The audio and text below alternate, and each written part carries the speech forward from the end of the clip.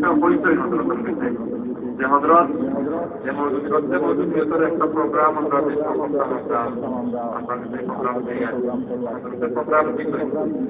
Programme দেওয়ার পরে প্রচার হয়েছে গত প্রায় 15-20 দিন আগে আমরা ফোন আইছে যে বাংলাদেশ তাই হজরতের কাছে ফোন গেছে এই মহবিল না হওয়া লাগে এইটা মৌদুদিবাদর প্রোগ্রাম মানে মৌদুদি হওয়ার প্রোগ্রাম হজরতে উনিয়াও বলে হজরতের চেহারা হলেই নিয়ে গেছে হজরত রক্তে মধুদি সব বিষয়ে তাই পড়ায় আর মধুদি হওয়ার প্রোগ্রামও তাই নেই এইটা ওই সম্ভব হয়ে গেছিল সাথে সাথে মাসুমকে হজরতে খবর করছে মাসুমে বলছেন যে হুজুরে তো আমার ওরা খবর করছেন তার মধ্যে বাংলাদেশ থেকে ফোন গেছে বেশই মাসুম যাওয়ার বাদে হজরতরে কইছে যে হজরতিকা তো রক্তে মধুদির প্রোগ্রাম গত বছর সাইফুল্লাহ বাইছেন আল্লামা কমর সাহেব জানাত পারা কাজু এই প্রোগ্রাম হচ্ছে দেওবন্দর ও প্রোগ্রামও আপনি দেখেন তখন হজরতের চেহারা খুশ হয়ে গেছে ওইটা তাই এরপরে এরা জানাইয়া দিচ্ছেন যে এইটা রক্তে মধুদির প্রোগ্রাম মধুদির বিরুদ্ধে প্রোগ্রাম এটা মধুদিবাদর প্রোগ্রাম নয় তারার প্রোগ্রাম এরপরে আবার 2 দিন পরে আবার টাইম করছেন আবার আরো বাংলাদেশ থেকে ফোন গেছে দিন আইন না জানি আইলে মাইরইব এরা কেউ আরো কম গেছে এরা যারা মনে হয় কাজু হয়ে নানান ধরনের প্রোপাগান্ডা কম গেছে হজরতের একটাই লাগে এটা কিছু বড় বড় জায়গাতেই ফোন গেছে কিন্তু হজরত বলছেন না না আমি দাওয়াত রাখছি এবং মজুদির বিষয়ে প্রোগ্রাম রাখছি আমি মজুদি রাখছি আমি চাই আমার চাইতে পারতে পারি এর বাদে হজরত মাসুমে বলে যে যেদিন আবার রানা কথা ছিল আগে তৈরি হয়ে গেছে যাওয়ার দরকার প্রোগ্রাম হুজুর আমরা সামনে আইছি আর হযরতের পরিচয় আর কিছু দেওয়ার নাই দারুল দেওবন্দর নাইবে মুক্তি সব মুহাদ্দিস এটা হইল ইতিহাস এই 150 বছর দারুলের ইতিহাস মাত্র হাতে গোনা কয়েকজন মানুষ পাইবে যারা দারুল দেওবন্দ হাদিস পড়ান সবাই কই আর মুক্তরিন তো আরো কম কারণ আমরা সামনে আইছেন দেওবন্দ আমি আগেও কইছি দেওবন্দ হইল সংক্ষেপে আমরা আলিমুল আমার ছাড়িয়াও সাধারণ মানুষ যারা কলিমা যারা পড়ি আর কলিমা পড়াটাও আমরা তো তাইলে দেওবন্দ ছাড়া আমরা কলিমা এইটা হইছে না হয়তো আমার উস্তাদ আনাইলে উস্তাদের উস্তাদ আইন আনাইলে উস্তাদের উস্তাদ তাইন দেওবন্দ পড়ানো একটা কলিমা তো মসজিদ আমরা পড়ছি দেওবন্দ ছাড়া নাই দেওবন্দর মাধ্যমে কারণ এই দেশও ইংরেজে যখন পুরা দেশ দখল করে দিছিল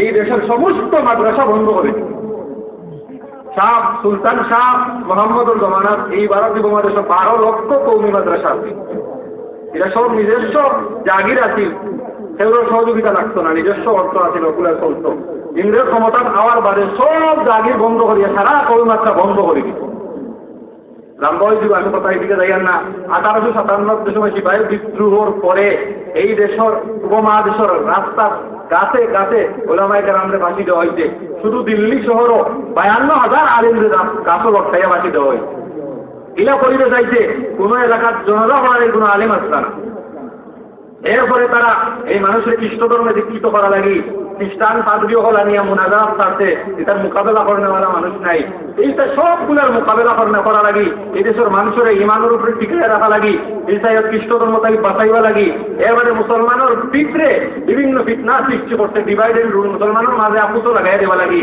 ও তারা রেজাকানি বার করছে বেদাতি এই রামজবি বার করছে ও মৌদুদি বার করছে এই সমস্ত করিয়া দেশের মানুষের ইমানকে নষ্ট করিলাম তখন দারুল দেওবন্দরে এই মানুষের ইমান বাঁচাইবা লাগে দিন বাঁচাইবা লাগে দারুল দেওবন্দর প্রতিষ্ঠা হয়েছে ও দারুল দেওবন্দর বক্তব্য হিসেবে আমরা সামনে হজরতে আপনারা সামনে এখন গুরুত্বপূর্ণ বয়ান করবা আমরা সবে খেয়াল করি উনি आपके सामने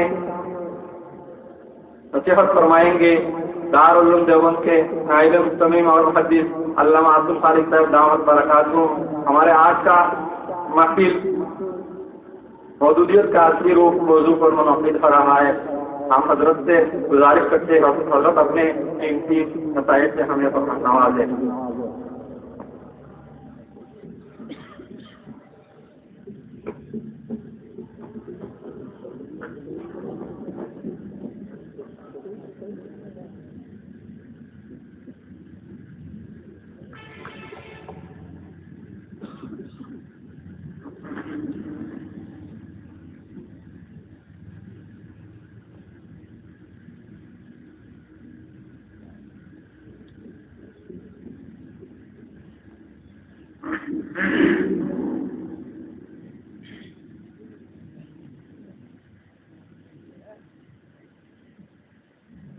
الحمد لله رب العالمين والعاقبة للمتقين والصلاة والسلام على سيد المرسلين محمد وآله وأصحابه أجمعين أما بعد فقد قال الله تبارك وتعالى أعوذ بالله من الشيطان الرجيم بسم الله الرحمن الرحيم يا أيها الذين آمنوا صدق الله مولانا العظيم وقال رسول الله صلى الله عليه وسلم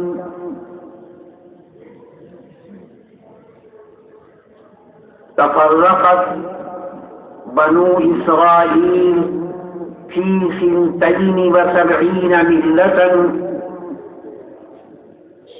وستفترق أمتي على 73 ملة كلهم في النار إلا ملة واحدة قالوا ما هي يا رسول الله قال ما أنا عليه وأصحابي أو كما قال صلى الله عليه وسلم وأيضا قال رسول الله صلى الله عليه وسلم يحمل هذا العلم من كل خلف عدول ينفون عنه تحريف الغالين وانتحال المبطلين وتأويل الجاهلين أو كما قال صلى الله عليه وسلم سلام على خير الأنام وسيدي حبيب إله العالمين محمد بشير نذير هاشمي مكرم عطوف رؤوف من يسمى بأحمد يا رب صل وسلم دائما أبدا على حبيبك خير الخلق كلهم وصلى الله تعالى على خير خلقه محمد وآله وأصحابه أجمعين. صدر محترم، علماء کرام، بزرگان دین، نوجوانان اسلام، عزیز بچوں، اللہ تبارک و تعالی کا کتنا بڑا احسان ہے ہم سب پر کہ اللہ نے ہمیں انسان بنا کر پیدا فرمایا. وہ چاہتا تو ہمیں کوئی اور جانور بنا دیتا، کوئی کیڑے مکوڑے جو زمین میں چلتے ہیں وہ بنا دیتا، یا پتھر کی شکل میں غیر جاندار چیز ہمیں بنا دیتا، اور ہم نے کوئی اپلیکیشن بھی نہیں دی تھی، کوئی ہم نے درخواست بھی نہیں کی تھی کہ اے اللہ ہمیں تو اشرف المخلوقات میں بنانا، یعنی انسان بنانا. ہم نے کوئی اپلیکیشن ایسی کوئی درخواست اللہ کی یہاں پیش نہیں کی تھی وجود میں آنے سے پہلے. یہ اللہ کا کرم ہے کہ اس نے وَلَقَدْ كَرَّمْنَا بَنِي آدم، ساری حضرت آدم کی ساری اولاد یعنی سارے انسانوں کو اللہ نے معزز بنایا ہے. قرآن یہ اعلان کر رہا ہے، اور ایک جگہ تو یوں فرمایا، 4 چیزوں کی قسمیں کھا کر فرمایا، قسم کھا کے فرمایا کہ والتین والزیتون وطور سینین وهذا البلد الامین لقد خلقنا الانسان فی احسن تقویم.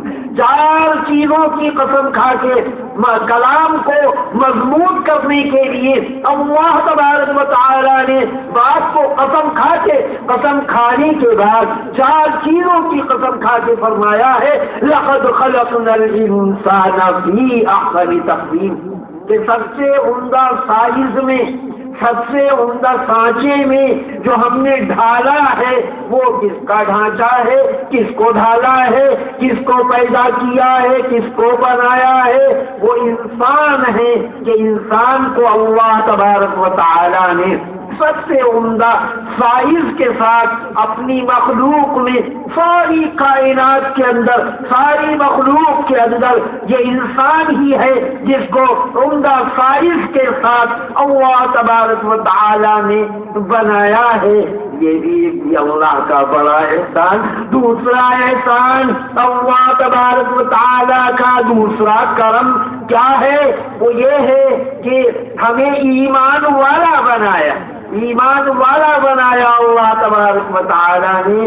مگر بزرگوں اور دوستوں، ایمان والے تو وہ لوگ بھی تھے، وہ امتیں بھی تھیں جو پہلے گزری، جو اپنے نبیوں کی بات کو مان کر ایمان والے کہلائے، ایمان لائے، حضرت آدم کی باتوں کو ماننے والے ہوں، حضرت نوح علیہ الصلوۃ والتسلیم، بہرحال حضرت نوح کی قوم جو ان کی کشتی میں سوار ہو کر نجات پا گئی تھی وہ ایمان والے ہوں، یا اسی طریقے سے حضرت موسیٰ کو ماننے والے ہوں، ان کے زمانے میں موسیٰ علیہ السلام کو، یا حضرت عیسیٰ علیہ السلام پر صحیح معنی میں جو ایمان لانے والے ہیں تو یہ بھی ایمان والے کہلاتے ہیں، یہ بھی ایمان والے لے ایمان، اور ہمیں بھی ایمان والا بنایا۔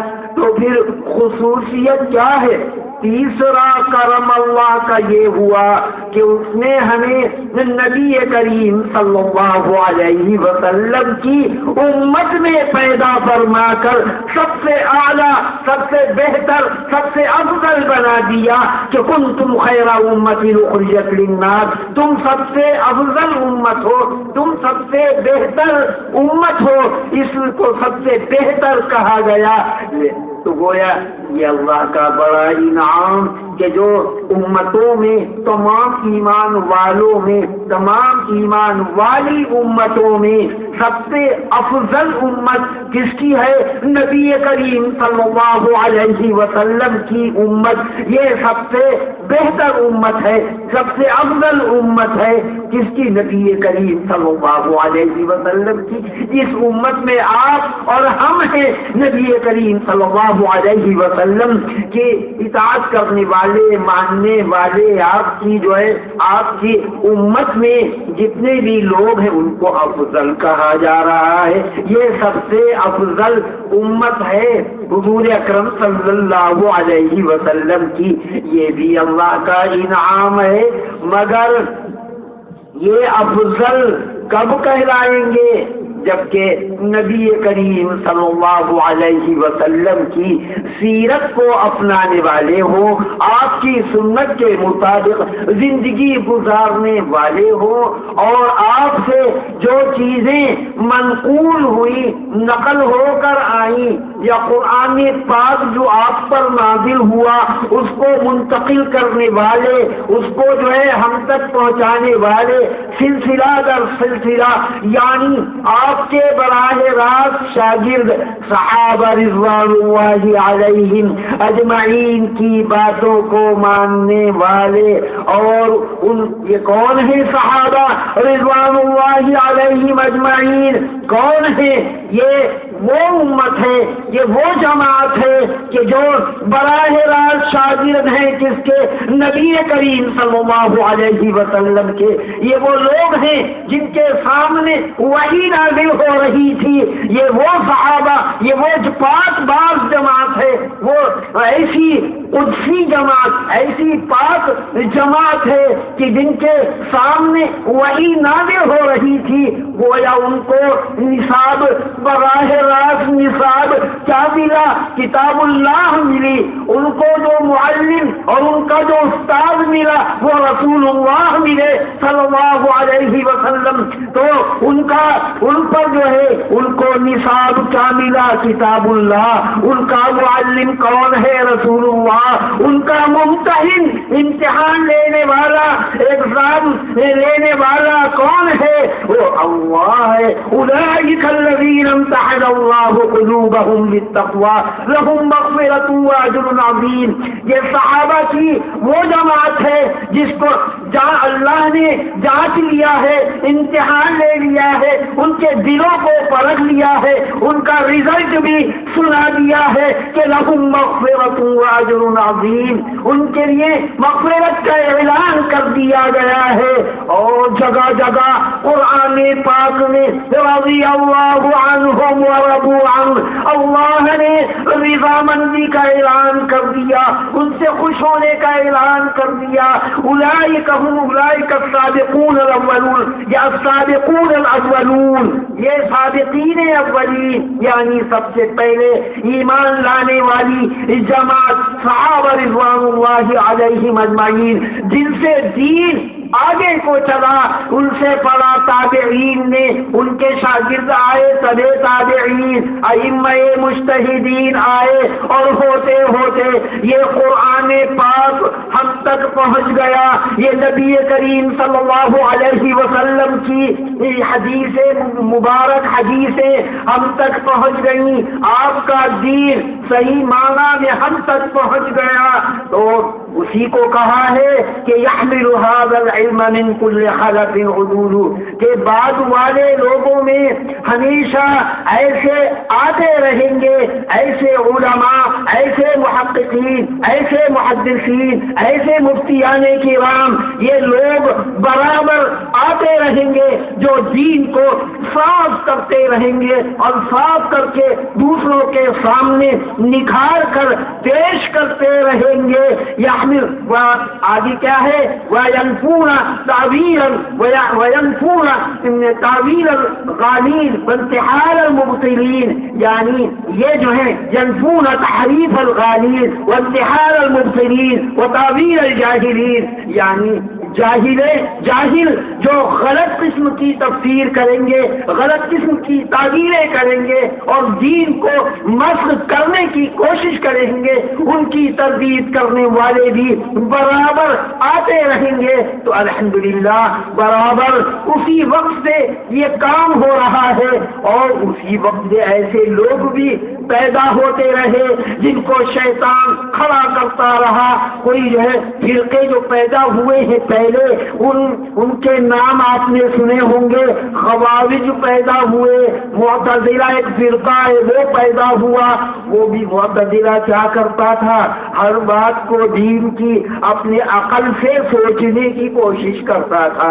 قرآن جو کہہ رہا ہے وہ یا حدیث جو کہہ رہی ہے اس کے سامنے وہ اپنی اگر عقل میں نہیں آئی وہ بات، ان کے دل کو نہیں لگی وہ بات، تو اس میں وہ تعبیر کرتے تھے۔ کیا کرتے تھے؟ خود کو بدلتے نہیں، قرآن کو بدل دیتے ہیں۔ خود کو وہ بدلتے نہیں تھے، لیکن قرآن کا کہ اس کا مفہوم یہ ہے، اس کا مطلب یہ ہے، اس کے معنی یہ ہے، تو ایسے ایسے فرقے بھی پیدا ہوئے۔ اور وہ اس میں خوارج میں تو ایک میں آپ کو بتاؤں، اب وہ یہی کلمہ پڑھتا تھا، نبی کریم صلی اللہ علیہ وسلم کو رسول مانتا تھا، لیکن ایک فرقہ میمونیہ ایسا آیا، وہ کہنے لگا کہ یہ سورہ یوسف جو قرآن پاک میں آئی ہے، جس میں حضرت یوسف اور زلیخا کا قصہ بیان کیا گیا ہے، وہ کہنے لگا کہ یہ قرآن کی جو ہے صورت نہیں معلوم ہوتی، یہ قرآن کی آیتیں معلوم نہیں ہوتی۔ کیوں؟ وہ کہتے ہیں کہ اگر یہ اللہ کا کلام ہوتا تو اس میں عشق کی باتیں نہ ہوتی، اس میں حسن کی باتیں نہ ہوتی، اس میں اس طرح کے قصے نہ ہوتے۔ نعوذ باللہ من ذالک، کہ آقا تو یہ فرمائے کہ یہ رسم کیا ہے؟ قرآن ہے، صحابہ یہ فرمائے کہ یہ قرآن ہے، ان کی عقل کو یہ بات نہیں لگتی، تو وہ کہنے لگے کہ یہ قرآن کا جز نہیں ہے، ہم اس کو قرآن کا جز نہیں مانتے، اسی لیے وہ فرقہ کافر کہلایا۔ وہ اتنا جب آگے بڑھ گیا کچھ فرقے تو ایسے ہوتے ہیں کہ وہ بدعتی یا گناہگار کہلاتے ہیں، لیکن وہ فرقہ تو اتنا آگے بڑھ گیا جب قرآن کا انکار کرنے لگا کہ ہم اس کو نہیں مانتے، اور آگے بڑھ کر وہ فرقہ یہ بھی کہتا تھا، جیسے کتابوں میں لکھا ہے، یہ علماء کرام جانتے ہیں، یہ محققین عظام، یہ مشائخ یہاں جو تشریف فرما ہے، یہ محدث یہاں جو تشریف فرما ہے، ان چیزوں کو یہ جانتے ہیں کہ اس فرقے نے کیا کیا گل کھلائے، کیا کیا عجیب باتیں انہوں نے کی۔ وہ کہتے ہیں کہ پوتیوں سے نکاح کرنا جائز ہے، کیوں؟ یا نواسیوں سے نکاح کرنا جائز ہے، یعنی اپنی بیٹی کی بیٹی سے نکاح کرنا جو ہے جائز ہے، ناتی سے نکاح کرنا جائز ہے، کیوں؟ نعوذ باللہ، دلیل کیا دیتے تھے اپنی ان کی عقل میں؟ وہ نہیں آئی بات، وہ یعنی حضور اکرم صلی اللہ علیہ وسلم کی حدیث ہی نہیں، آیت میں آیا ہے حرمت علیکم امہاتکم وبناتکم واخواتکم، کہ یہاں ماں کو حرام قرار دیا، بیٹی کو حرام قرار دیا، بنات بیٹیوں کو کہتے ہیں، تو بیٹیوں کو حرام قرار دیا ہے، مگر بیٹیوں کی جو بیٹیاں ہیں قرآن نے ان کا نام نہیں لیا۔ وہاں عقلی گھوڑے دوڑانے لگے، یہ نہیں دیکھا کہ حضور اکرم صلی اللہ علیہ وسلم کیا فرماتے ہیں، اس کی تفسیر کیا ہے، صحابہ نے کیا سے کیا نقل ہوا ہے، صحابہ کیا معنی لیتے ہیں، مگر ان کی عقل میں یہ بات نہیں آئی تو لوگ ان کے بھی تابع ہونے لگے۔ ارے بھائی قرآن سے ثابت کر رہے ہیں، قرآن سے ثابت کریں کہ قرآن میں کہیں پوتیوں کا ذکر نہیں ہے، قرآن میں کہیں نواسیوں کا ذکر نہیں ہے، لہذا ان سے نکاح جو ہے جائز ہونا چاہیے۔ نعوذ باللہ من ذالک۔ تو بہرحال یہ تفصیلات، یہ تو بہت تفصیل ہے کہ یہ فرقے پیدا ہوئے اور ان کا ساتھ دینے والے بھی جمع ہو گئے۔ شیطان کی تو بڑی ضروریت ہوتی ہے، لا یغرنکم باللہ الغرور، کہیں اللہ کے سلسلے میں، دین کے سلسلے میں یہ شیطان تمہیں دھوکے میں نہ ڈال دے، یہ تو تمہارا کھلا دشمن ہے۔ ان الشیطان لکم عدو فاتخذوہ عدوا، دیکھو شیطان دشمن ہے اور قیامت تک کے لیے اس نے یہ مہلت لے لی ہے، یہ اللہ سے درخواست کی تھی کہ رب انذرنی الی یوم یبعثون، قیامت تک کے لیے اللہ سے اس نے یہ مہلت لے لی ہے گمراہ کرنے کی۔ بہرحال یہاں انسان کا ایک امتحان ہوتا ہے یہاں کہ دیکھیں کون گمراہی کی طرف جاتا ہے اور کون ہدایت کی طرف آتا ہے، کون جو ہے سرے تسلیم خم کر دیتا ہے کہ سرے تسلیم خم ہے جو مزاج یار میں آئے۔ یعنی ہمیں یہ نہیں دیکھنا کہ عقل ہماری کیا کہہ رہی، ہمیں تو یہ کہ نبی کریم صلی اللہ علیہ وسلم نے کیا فرمایا اور آپ کے صحابہ رضوان اللہ علیہم اجمعین نے اس کی کیا تفسیر کی۔ اب ایک فرقہ شیعوں کا ایک فرقہ ہے، وہ کہتا ہے کہ قرآن پاک میں روح و ریحان جو آیا ہے اس سے حضرت حسن اور حسین مراد ہے، نہ کسی صحابی نے یہ نقل ہے، نہ کسی تابعی سے یہ نقل ہے، بس اپنے عقلی گھوڑے دوڑانے کے لیے انہوں نے کہا کہ قرآن کے یہ معنی ہے۔ نعوذ باللہ من ذالک، گویا ایک وہ جو ہے ایک موم کی ٹبیا ہے کوئی، اور اس کو جیسا چاہے بنا لیں اور جیسا چاہے جو ہے وہ قرآن کو توڑ مروڑ کر اس کا مفہوم بنا لیں جیسا اپنی عقل تقاضا کرے۔ دین والوں کا یہ کام نہیں ہے۔ اب ہم کہنے لگے کہ صاحب ظہر کی نماز میں 4 رکعتیں ہیں، عصر کی نماز میں فرض کی کتنی رکعتیں ہیں؟ 4 رکعتیں ہیں، اور مغرب میں کتنی ہیں؟ 3۔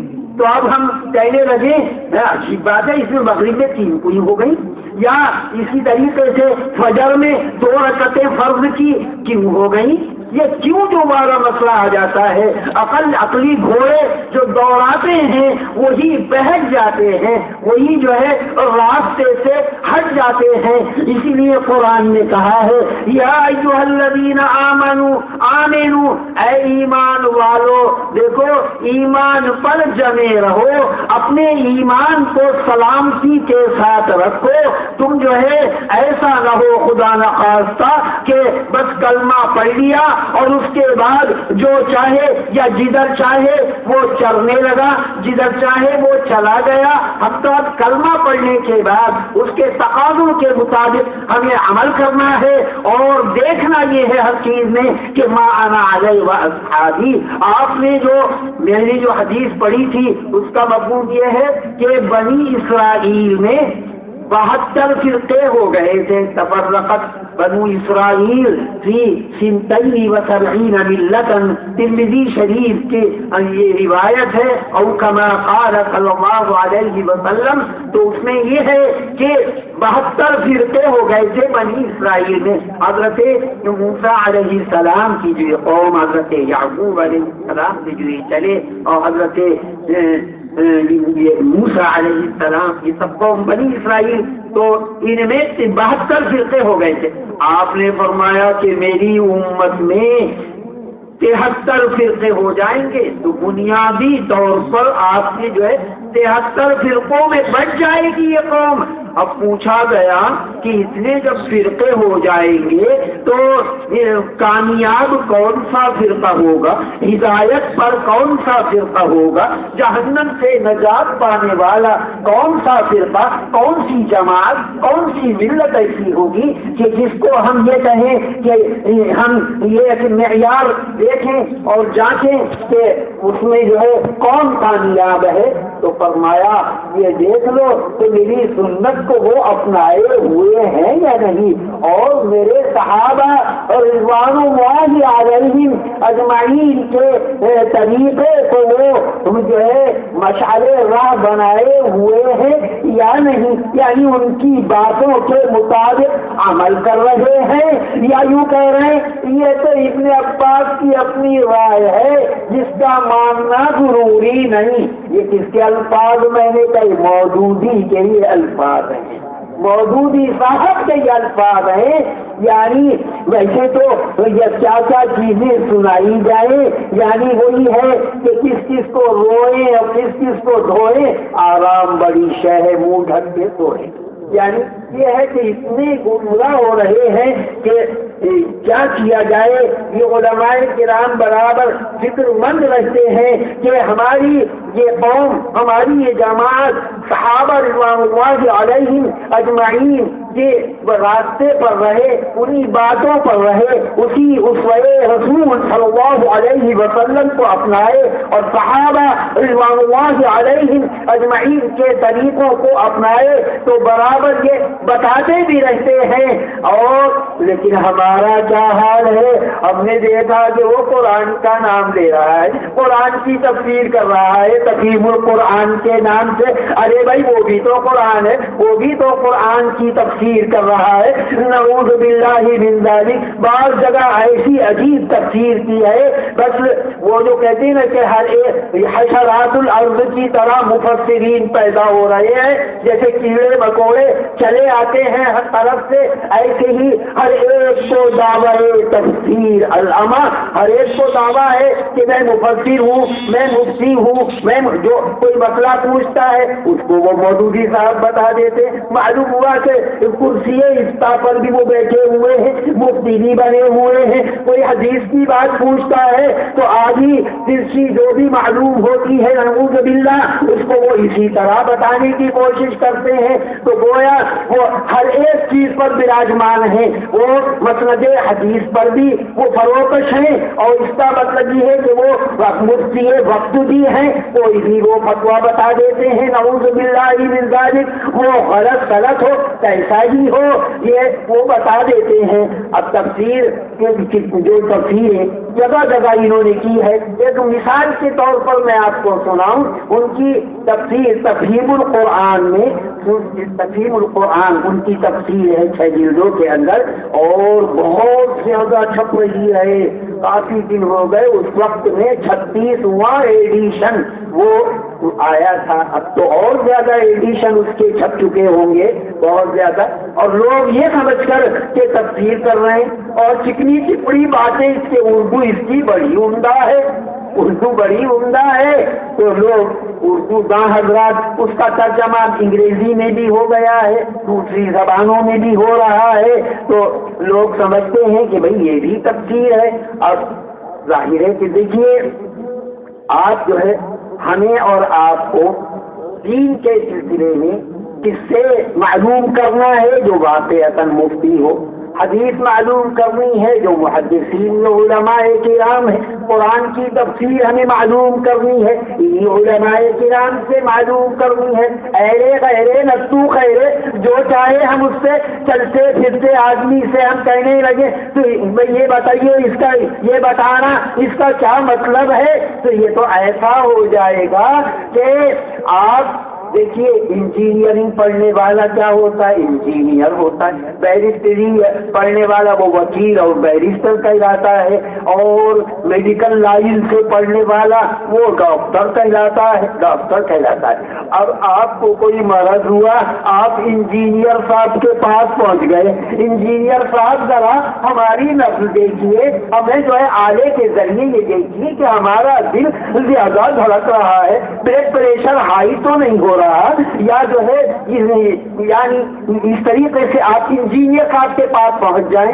کیوں کہ یہ بھی انگریزی پڑھے ہوئے ہیں، انگریزی کتابوں کا یہ مطالعہ کرتے ہیں، لہذا انجینئر صاحب سے کہہ رہے ہیں ذرا ہمیں بتائیے کیا مرض ہے، ہمیں شوگر تو نہیں ہے، ہمیں بلازیر تو نہیں ہے، ابھی یہ تو نہیں ہے، تو آپ کو لوگ کیا کہیں گے؟ بڑا باولا، بے وقوف، احمق ہو گیا ہے، نادان، جانتا ہی نہیں کس کے پاس جانا چاہیے تھا، انجینئر صاحب کے پاس چلے آئے یا بیرسٹر صاحب کے پاس چلے آئے۔ بھائی بیرسٹر صاحب ٹھیک ہے وہ مقدمے کو جانے، انجینئر صاحب جو ہے اپنی انجینئرنگ کی لائن کو وہ جس لائن کے لیے وہ انجینئر ہو وہ اسی کو جانیں گے۔ اب ہر ایک بے وقوف بنائے گا۔ ایسے ہی دین کے سلسلے میں ہم بے پڑھے لکھے لوگوں کے پاس، یعنی بے پڑھے سے مراد ہے جو دین کا علم نہ رکھتے ہو، جنہوں نے باقاعدہ بخاری شریف نہ پڑھی ہو، ترمذی شریف نہ پڑھی ہو، مسلم شریف نہ پڑھی ہو، ابو داؤد شریف نہ پڑھی، یہ حدیثیں ان کے سامنے سے نہ گزری ہو، ان سے پوچھا اگر پڑھوایا جائے کہ آقا صلی اللہ علیہ وسلم کی اس حدیث کو پڑھ کر سنا دو تو وہ بھائے مائے کر رہے ہیں، چونکہ جانتے ہی نہیں کہ گرامر کیا ہے، نحو و صرف کیا ہے، قاعدے کیا ہیں، ضابطے کیا ہیں۔ وہ جب زبان عربی زبان جس میں آقا صلی اللہ علیہ وسلم کا کلام ہے اور کلام الہی اللہ تبارک و تعالیٰ کا کلام قرآن پاک ہے، جب وہ یہ زبان ہی نہیں جانتا تو وہ کیا مطلب نکالے گا اور کیا مطلب وہ سمجھے گا، وہ کیا سمجھے گا؟ تو ظاہر سی بات ہے اب ان کی زندگی کا آپ مطالعہ کیجئے کہ انہوں نے علم دین حاصل کیا ہے یا نہیں حاصل۔ علم دین کی جو باقاعدے ہمارے علماء ہوتے ہیں کہیں بھی انہوں نے یہ حاصل نہیں کیا، عربی انہوں نے نہیں پڑھی، معمولی عربی۔ اب ظاہر ہے کہ اے بی سی ڈی پڑھ کر کوئی جو ہے کہنے لگے اے بی کو الٹا کر دے، یعنی ادھر سے پڑھے بی اے بی پڑھنے کے بعد وہ کہنے لگے میں بی اے ہو گیا، کیا ہو گیا؟ بی اے ہو گیا، الٹا پڑا اے بی تھوڑی سی معمولی وہ ان کی کتابیں عربی میں نہیں ملتی ہیں مگر کرائے پہ ترجمہ کرایا ہے ان کتابوں کا، پیسے دے دے کر ترجمہ کرایا ہے۔ ہمیں معلوم ہے مسعود عالم نقوی ان کا انتقال ہو گیا، ان سے جو ہے پیسے دے کر کتابوں کا ترجمہ عربی زبان میں کرایا ہے۔ ان کی زندگی پر اگر گفتگو کی جائے تو گھنٹوں تو ان کی زندگی پر چاہیے کہ ان کے حالات کیا ہیں اور کس کس طرح انہوں نے رخ بدلا۔ پہلے یہ ہمارے علماء کرام کی نگرانی میں کام کرتے تھے، جمعیت العلماء کے اندر اس کے ایڈیٹر تھے، ایک اخبار نکلتا تھا سن 1923 کے اندر، اس کے یہ ایڈیٹر تھے، ایک اخبار نکلتا تھا مسلم نام سے، پھر اس کا نام الجمعیت ہو گیا، تو 1928 تک اس کے یہ ایڈیٹر رہے، تو ہمارے علماء کی نگرانی تھی، اس وقت تک کام ٹھیک کرتے رہے۔ لیکن جب ان کے ذہن میں خناس آیا کہ میں تو بڑا قابل ہو گیا، تو وہی ہو گیا کہ کوئی انجینئر بن کر وہ ڈاکٹری کا کام کرنے لگے، دوسرا کام کرنے لگے، تو ظاہر ہے سب اس کو بے وقوف کہیں گے۔ اس پر ایک لمبا واقعہ ہے، میں آپ کو سناؤں گا، ذرا اس پر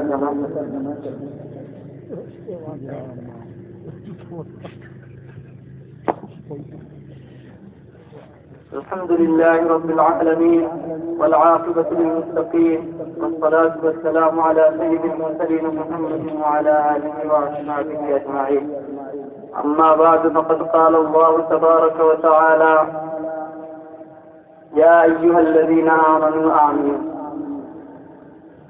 সম্মানিত সভাপতি, উলামায়ে কেরাম, যুবক ভাইরা, শিশু ভাইরা,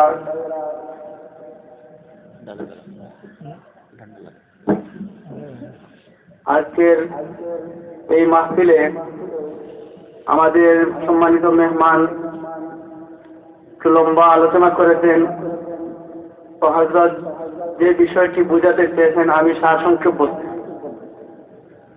সারসংক্ষেপ হলো যে আল্লাহ তাবারক ওয়া তাআলার সবচেয়ে বড় নিয়ামত, সবচেয়ে বড় যে কৃপা করুণা আমাদের উপর, সেটা হচ্ছে আমাদেরকে আল্লাহ তাআলা মানুষ হিসেবে, ইনসান হিসেবে সৃষ্টি করেছে। 2 নম্বরে আল্লাহ তাআলার করুণা হচ্ছে আমাদেরকে ঈমানদার হিসেবে সৃষ্টি করেছে। আর ঈমানদার তো আগেকার নবীগণের উম্মতেরাও ঈমানদার ছিল।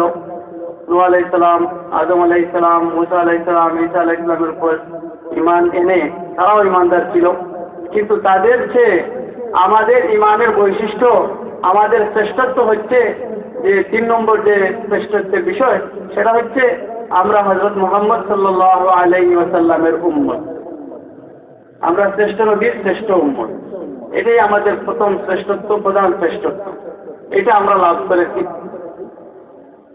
আমরা যে এটা লাভ করেছি সেটা কিন্তু আল্লাহর কাছে চেয়ে প্রার্থনা করে আমরা লাভ করি। অস্তিত্বে আসার আগে, আমাদের সৃষ্টির আগে আমরা আল্লাহর কাছে এ ব্যাপারে কোনো ধরনের দরখাস্ত করিনি, কোনো প্রার্থনা করিনি যে আমাদেরকে এইভাবে ইনসান, এরপর ঈমানদার, তারপর হযরত মুহাম্মদ সাল্লাল্লাহু আলাইহি ওয়াসাল্লামের উম্মত হিসেবে আমাদেরকে সৃষ্টি করেন। এরকম কিছুই করিনি। সম্পূর্ণই আল্লাহ তাআলার দয়া, করম, মেহেরবানির দ্বারা আল্লাহ তাআলা আমাদেরকে এইসব নিয়ামত দান করেছে। তো এই যে আমরা নিয়ামতগুলো পেয়েছি, শ্রেষ্ঠত্বের মালিক হয়েছি, মুহাম্মদ সাল্লাল্লাহু আলাইহি ওয়াসাল্লামের উম্মত হয়েছি, সেই শ্রেষ্ঠত্বের বুনিয়াদ হচ্ছে হযরত মুহাম্মদ সাল্লাল্লাহু আলাইহি ওয়াসাল্লামের সিরাত, তার সুন্নাত, তার যে শিক্ষা আদর্শ, সেটাকে আমরা ধরে রাখার পর, এটা যদি ধরে রাখতে পারি তাহলে আমাদের শ্রেষ্ঠত্ব থাকবে। 2 নম্বর হচ্ছে যে সাহাবায়ে কেরামের আদর্শ, সাহাবায়ে কেরামের নীতিকে যদি আমরা, নীতি অনুসারে যদি মুহাম্মদ সাল্লাল্লাহু আলাইহি ওয়াসাল্লামের সুন্নাতকে আমরা ধরতে পারি, সাহাবায়ে কেরামের যে আলোক মশাল, তাদের এই মশালকে যদি আমরা সামনে রেখে সুন্নাতকে আঁকড়ে ধরতে পারি, তাহলে আমরা সঠিক পথে থাকতে পারবো। হযরত খুতবার মধ্যে যে হাদিসটি পড়েছেন, এই হাদিস আপনারা অবশ্যই জানেন। এমনকি এটা শুধু তর্জমা জানেন তা নয়, বরং এই হাদিসটি আরবি ভাষায়, আরবি হাদিসের শব্দগুলো আপনাদের জানা আছে। প্রায় আমাদের মৌদুদিবাদের সর্বপ্রথম মাহফিলে আমাদের হযরত মুফতি সাহেব হুজুর দামাত বারাকাতুহু এই হাদিসটি পড়ে থাকেন, আরো উলামায়ে কেরাম পড়ে থাকেন। এই জন্য শব্দটাও আপনাদের জানা আছে। অর্থ হচ্ছে যে বনি ইসরাইল যারা হযরত ইয়াকুব আলাইহিস সালামের সন্তান, মুসা আলাইহিস সালামের উম্মত এবং ইয়াকুব আলাইহিস সালামের উম্মত, তারা 72 দলে বিভক্ত হয়েছিল। আর এই উম্মত 73 দলে বিভক্ত হবে। তখন প্রশ্ন করা হলো, এর মধ্যে সঠিক দল কোনটি, নাজাত প্রাপ্ত দল কোনটি? যে একটা মেয়ার, একটা মানদণ্ড থাকার দরকার যে কোন মানদণ্ডের মাধ্যমে এই অনেক দলের মধ্যে সঠিক দল একটা থাকতে পারে। এই মানদণ্ডের ব্যাপারে নবী করিম সাল্লাল্লাহু আলাইহি ওয়াসাল্লামের কাছে প্রশ্ন করা হয়েছে। সাহাবায়ে কেরাম জিজ্ঞাসা করেছেন, তখন নবী করিম সাল্লাল্লাহু আলাইহি ওয়াসাল্লাম বলেছেন, মা আনা আলাইহি ওয়া আসহাবি। যে মানদণ্ডের ভিত্তিতে হক থাকা যায়, সঠিক পথে থাকা যায়, নাজাতি হওয়া যায়, সেটা হচ্ছে নবী করিম সাল্লাল্লাহু আলাইহি ওয়াসাল্লামের সুন্নাত এবং সাহাবায়ে কেরামের আদর্শ, সাহাবায়ে কেরামের পথকে ধরে রাখা। হযরত খুলাফায়ে রাশিদিন, আবু বকর সিদ্দিক, ওমর ফারুক রাদিয়াল্লাহু আনহু, হযরত উসমান, হযরত আলী রাদিয়াল্লাহু আনহু সহ সাহাবায়ে কেরামের আদর্শকে, তাদের পথকে, তাদের মতকে ধরে রাখতে পারলেই সেটা হচ্ছে হক, হকরানিয়তের মানদণ্ড। এই হাদিসে উল্লেখ করা হয়েছে। এজন্য কোরআনের ব্যাপারে, হাদিসের ব্যাপারে কিছু বুঝতে হলে, তার তাফসীর যেটা সেটা জানতে হলে সাহাবায়ে কেরামের তাফসীরকে অনুসন্ধান করতে হবে। সাহাবায়ে কেরাম কিভাবে তাফসীর করেছেন সেটা খোঁজ করে জানতে হবে এবং সেটাই মানতে হবে। এর ব্যতিক্রম হলে হকপন্থী হওয়া যাবে না। সাহাবায়ে কেরাম কারা? সাহাবায়ে কেরাম হচ্ছেন ওই সমস্ত মানুষ, ওই জামাতের নাম সাহাবায়ে কেরাম যারা রাসূল করিম সাল্লাল্লাহু আলাইহি ওয়াসাল্লামের সরাসরি ছাত্র। কোরআন নাযিল হয়েছে এবং কোরআনের বাইরেও আরো ওহী নাযিল হয়েছে। এই ওহী যে সময় নাযিল হয়েছে সেই নাযিল হওয়াটা তারা দেখেছেন। তাদের সরাসরি শিক্ষক হচ্ছেন নবী করিম সাল্লাল্লাহু আলাইহি ওয়াসাল্লাম। তাদের নিসাব সিলেবাস হচ্ছে কোরআনে কারীম। শিক্ষক নবী করিম সাল্লাল্লাহু আলাইহি ওয়াসাল্লাম এবং তাদের নিসাব হচ্ছে কোরআনে কারীম এবং তাদের পরীক্ষক হচ্ছেন স্বয়ং আল্লাহ তাবারক ওয়া তাআলা। আল্লাহ তাআলা তাদেরকে পরীক্ষা করেছেন। উলাইকাল্লাযীনা ইমতাহানাল্লাহু কুলুবাহুম লিত্তাকওয়া। আল্লাহ তাদের অন্তরের পরীক্ষা নিয়েছেন, তাকওয়ার দিক থেকে তাদের অন্তরের পরীক্ষা নিয়েছেন। পরীক্ষা নিয়ে এই পরীক্ষার ফলাফলও ঘোষণা করেছেন, রেজাল্ট ঘোষণা করেছেন। সেটা হচ্ছে লাহুম মাগফিরাতুন ওয়া আজরুন আযীম। তাদের জন্য আল্লাহর পক্ষ থেকে মাগফিরাত আছে, ক্ষমার ঘোষণা। এবং কোরআনে কারীমের মধ্যে বিভিন্ন জায়গায় সাহাবায়ে কেরামের ব্যাপারে ঘোষণা এসেছে যে সাহাবায়ে কেরাম তাদের উপর আল্লাহ তাআলা সন্তুষ্ট এবং তারাও আল্লাহর উপর সন্তুষ্ট। এটা হচ্ছে তাদের ফলাফল আল্লাহর তরফ থেকে যা ঘোষণা করা হয়েছে। এই জন্য সাহাবায়ে কেরামকে আদর্শ হিসেবে মানতে হবে। সাহাবায়ে কেরামকে বেঁচে রেখে, সাহাবায়ে কেরামকে ছেড়ে অন্য পথ ধরলে সবই ভুল হবে। বলতেছেন যে সাহাবায়ে কেরামের ছাত্র হচ্ছেন তাবেঈন, তারপরে তাবায়ে তাবেঈন, তারপরে উলামায়ে আইম্মায়ে মুজতাহিদিন। এই ধারাবাহিকতায় আজ পর্যন্ত উলামায়ে কেরাম, মুহাদ্দিসিনে কেরাম, ফুকাহায়ে কেরাম, মাশায়েখে আযম এখনো বাকি আছে। তারা কি কাজ করে যাচ্ছেন? তাদের কাজ হচ্ছে, এই কাজটা হাদিসের মধ্যে ঘোষণা হয়েছে, ইয়ানফুনা আন তাহরিফ আল গালিন ওয়া ইনতিহাল আল মুবতিলিন ওয়া তাউইল আল জাহিলিন। রাসূল করিম সাল্লাল্লাহু আলাইহি ওয়াসাল্লাম বলছেন যে এই ইলমকে, ইলমে ওয়াহীকে, কোরআন এবং হাদিসকে বহন করবেন, ধারক বাহক হবেন একজন নিষ্ঠাবান লোক, একজন নিষ্ঠাবান লোক। এই নিষ্ঠাবান, এই যে ন্যায়পরায়ণ বিশ্বস্ত লোকেরা এই ইলমে দ্বীনকে, কোরআন এবং হাদিসকে ধারণ করবেন, গ্রহণ করবেন এবং পরবর্তীদের কাছে পৌঁছে দিবেন। তাদের দায়িত্ব হচ্ছে তারা ইয়ানফুনা আন তাহরিফ আল গালিন, বাড়াবাড়ি যারা করে, তাদের পেশা হচ্ছে বাড়াবাড়ি করা, বাড়াবাড়িকারীদের তাহরিফকে, বিকৃতিকে তারা ইসলাম ধর্ম থেকে দূর করে দিবে। যারা বাড়াবাড়ি করে, এই বাড়াবাড়ি করেনওয়ালা লোকদের বিকৃতি আছে কোরআন এবং হাদিসের মধ্যে। এই বিকৃতিকে এই উলামায়ে কেরাম দূর করবে এবং দূর করে ইসলামকে তার আসল অবস্থায়, সঠিক অবস্থায় রক্ষা করবে। এবং মূর্খদের ও তাওয়িল আল জাহিলিন, মূর্খদের তাফসীর, মূর্খদের মন গড়া যে ব্যাখ্যা আছে সেটাও দূর করবে। ওয়া ইনতিহাল আল মুবতিলিন, বাতিলপন্থীদের ছদ্মবেশ, বাতিলপন্থীরা কিন্তু ছদ্মবেশে আছে, তাদের ছদ্মবেশের এই মুখোশটা সরিয়ে তাদের স্বরূপকে উদ্ঘাটন করবে। এটা হচ্ছে হাদিসের অনুবাদ। এই কাজটা উলামায়ে কেরাম প্রথম যুগ থেকে আজ পর্যন্ত করে যাচ্ছে। এই যে প্রথম যুগেও এই বিকৃতির কাজ, মন গড়া তাফসীর, মন গড়া ব্যাখ্যার যে এই যে দুষ্টামি, এই যে আপনার ফিতনা, এটা প্রথম যুগে ছিল। খাওয়ারিজ একটা ফিরকা ছিল, মুতাজিলা একটা ফিরকা ছিল। মুতাজিলা ফিরকার অবস্থা হচ্ছে তারা কোরআন এবং হাদিসের মধ্যে কোনো বিধান, কোনো কথা তারা জানতে পারলে, যখন তারা জানে যে কোরআনের মধ্যে এটা আইছে বা হাদিসের মধ্যে আইছে, তখন তারা কোরআন এবং হাদিসের সামনে, কোরআন এবং হাদিসের কথার সামনে নিজের মাথাকে নত করে না। তারা তাদের মতকে ঠিক করে নিজের বুদ্ধি থেকে, নিজের বিবেক থেকে এবং এই বিবেকের তাদের বুদ্ধি থেকে তাদের বিবেক থেকে যে কথাটা আসে সেই দিকে কোরআনকে ফিরিয়ে আনে, কোরআনের মন করে এইভাবে কোরআনের ব্যাখ্যা করেছেন। কথাটা বুঝতেছেন যে নিজের মত থেকে একটা বক্তব্য ঠিক করলে এবং এইটাই সঠিক, এইটার উল্টো তাদের মতের উল্টো দেখতেছে কোরআনে বা হাদিস, তখন কোরআন এবং হাদিসকে বদলিয়ে বিকৃত করে মন গড়া ব্যাখ্যা দিয়ে তাদের মতের মুআফিক বানিয়ে দেয়।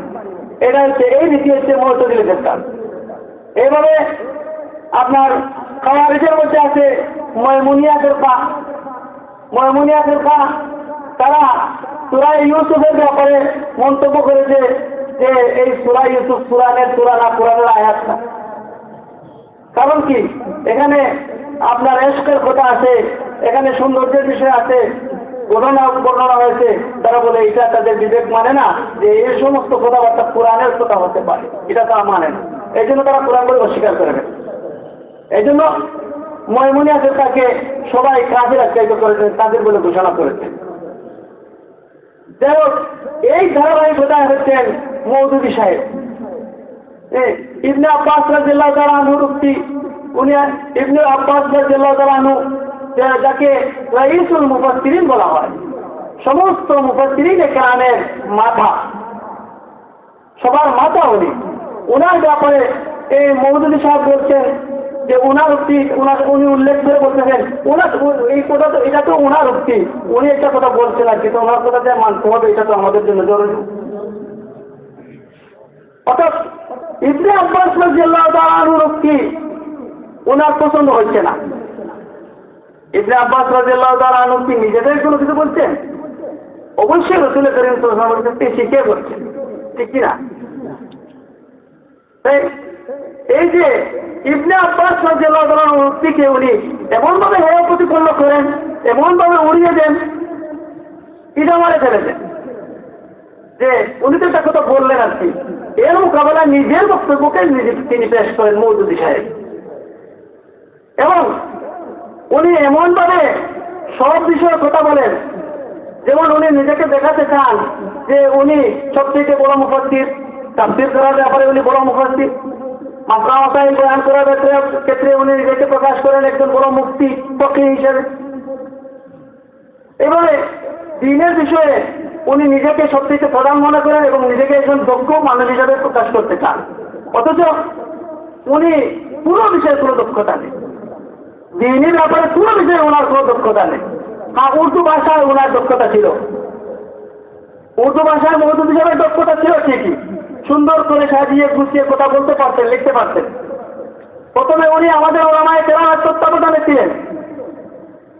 1923 সাল থেকে 1928 সাল পর্যন্ত মুসলিম, তারপরে এই পত্রিকার নাম হইল আল জমিয়ত, এই পত্রিকার উনি সম্পাদক ছিলেন।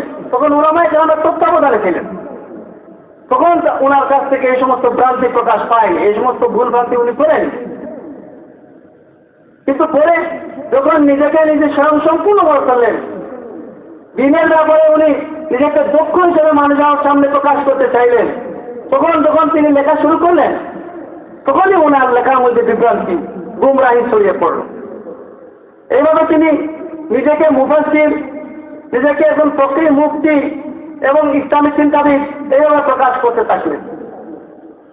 অথচ হযরত বলতেছেন ওনার জীবনী নিয়ে যদি আলোচনা করি তাহলে অনেক ঘন্টার পর ঘন্টা আলোচনা করতে হবে।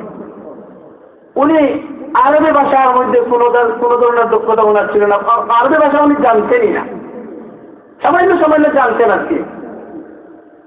তো ওনার বই টই যেগুলো লেখছেন উনি, এই বই টই আপনার আরবি ভাষায় কোনো একটা বই লেখেন নেই। কতটা বুঝতেছেন? এমন বড় ইসলামী চিন্তাবিদ, এমন বড় পণ্ডিত, যে ওনার কথাগুলা জামাত শিবিরের বাইরা চোখ বুঝে ওনার কথা মেনে নেয়। ইমাম আবু হানিফা রাহমাতুল্লাহর কথা চোখ বুঝে মেনে নেয় না, আবু বকর সিদ্দিক রাদিয়াল্লাহু আনহুর কথা চোখ বুঝে মেনে নেয় না, স্বয়ং নবী করিম সাল্লাল্লাহু আলাইহি ওয়াসাল্লামের কথাকে চোখ বুঝে মেনে নেয় না। কথাটা বুঝতেছেন? জামাত শিবিরের ভাইরা মুসলমানের সন্তান হয়ে নবী করিম সাল্লাল্লাহু আলাইহি ওয়াসাল্লামের কথাকেও চোখ বুঝে মেনে নিতে তাদের আপত্তি আছে। কিন্তু মওদুদির কথাকে তারা চোখ বুঝে মেনে নেয়। কিন্তু মওদুদি কি কতটুকু পাণ্ডিত্য ওনার আছে, কতটুকু দক্ষতা আছে, উনি আরবি জানেন না, উনি আরবি জানেন না। উনি সব বই উর্দুতে লিখতেন, তো ওনার কিন্তু আরবি বই পাওয়া যায়। হযরত বলছেন যে ওনার যে আরবি বইগুলো পাওয়া যায় সেই বইগুলো উনি টাকা দিয়ে পয়সার বিনিময়ে আরবিতে অনুবাদ করিয়েছেন। মৌলানা মাসুদ আলম নদভীর মাধ্যমে ওনাকে টাকা দিয়ে, মৌলানা মাসুদ আলম নদভীকে টাকা দিয়ে উনি নিজের উর্দু বইগুলো আরবিতে অনুবাদ করেন, নিজে আরবিতে লিখতে পারেন। এই হলো মওদুদি সাহেবের পাণ্ডিত্য। তারপরে উনি দিনের সব ব্যাপারে লেখেন। হযরত একটা উদাহরণ দিচ্ছেন যে মনে করেন একজন জেনারেল লাইনে পড়ে, ইংরেজি লাইনে পড়ে ব্যারিস্টার হয়েছে, ইঞ্জিনিয়ার হয়েছে, উনি কি ডাক্তারি পারবে? ওনার কাছে কি কোনো রোগী যাবে? যদি যায় তাহলে কি তার কোন দশা হবে আপনারাই বুঝতেছেন, ঠিক কিনা? যদি ইঞ্জিনিয়ার সাহেবকে ইংরেজি শিক্ষিত দেখে, ইউনিভার্সিটির শিক্ষিত দেখে কোন রোগী তার রোগের চিকিৎসার জন্য ওনার কাছে যায়, তখন তার কি দশা হবে আপনারাই নিজে বুঝতেছেন। এই জন্য উনি মওদুদি সাহেব উর্দু ভাষার দক্ষ একজন সাহিত্যিক হতে পারেন, কিন্তু দিনই ব্যাপারে উনি যত কথা বলছেন সবই বিভ্রান্তিগুলো, সবই গুমরাহির কথা বলেছেন। ওনার যে তাফহিমুল কুরআন, এই তাফহিমুল কুরআন 6 খণ্ডে প্রকাশিত ছিল। উর্দু ভাষায় যেটা আছে এটা 6 খণ্ডে। এই 6 খণ্ডের উনি বলতেছেন যে 37 নম্বর এডিশন অনেক আগে দেখেছেন, তাহলে এরপরে আরো অনেক এডিশন চলে গেছে। এত ব্যাপকতা লাভ করেছে, ইংলিশে অনুবাদ হয়েছে, আমাদের বাংলা ভাষায় অনুবাদ হয়েছে। এই যে অনুবাদ হয়েছে এটা কেন এই অনুবাদ হয়? এই জামাত শিবিরের বাইরা আর কিছু দেখে না, শুধু তাফহিমুল কুরআনটা দেখে, এই জন্য তারা অনুবাদ করতেছে আর এটা ছড়াইছে। অথচ উনি বলতেছে এই তাফহিমুল কুরআনের মধ্যে অনেক অনেক গুমরাহি, অনেক অনেক বিভ্রান্তি রয়েছে। কারণ কি? উনি তো তাফসীর জানে না, উনি তো তাফসীরের লোক না, নিজেকে মুফাসসির হিসেবে প্রকাশ করেছেন শুধুমাত্র, কিন্তু উনি তাফসীর সম্পর্কে কোনো জ্ঞানই রাখেন। এই জন্য এই তাফসীর নামক এই যে তাফহিমুল কুরআন আছে, তাফসীরের নামে আছে, এইটা আমাদের ঈমানকে ধ্বংস করার একটা ফাঁদ।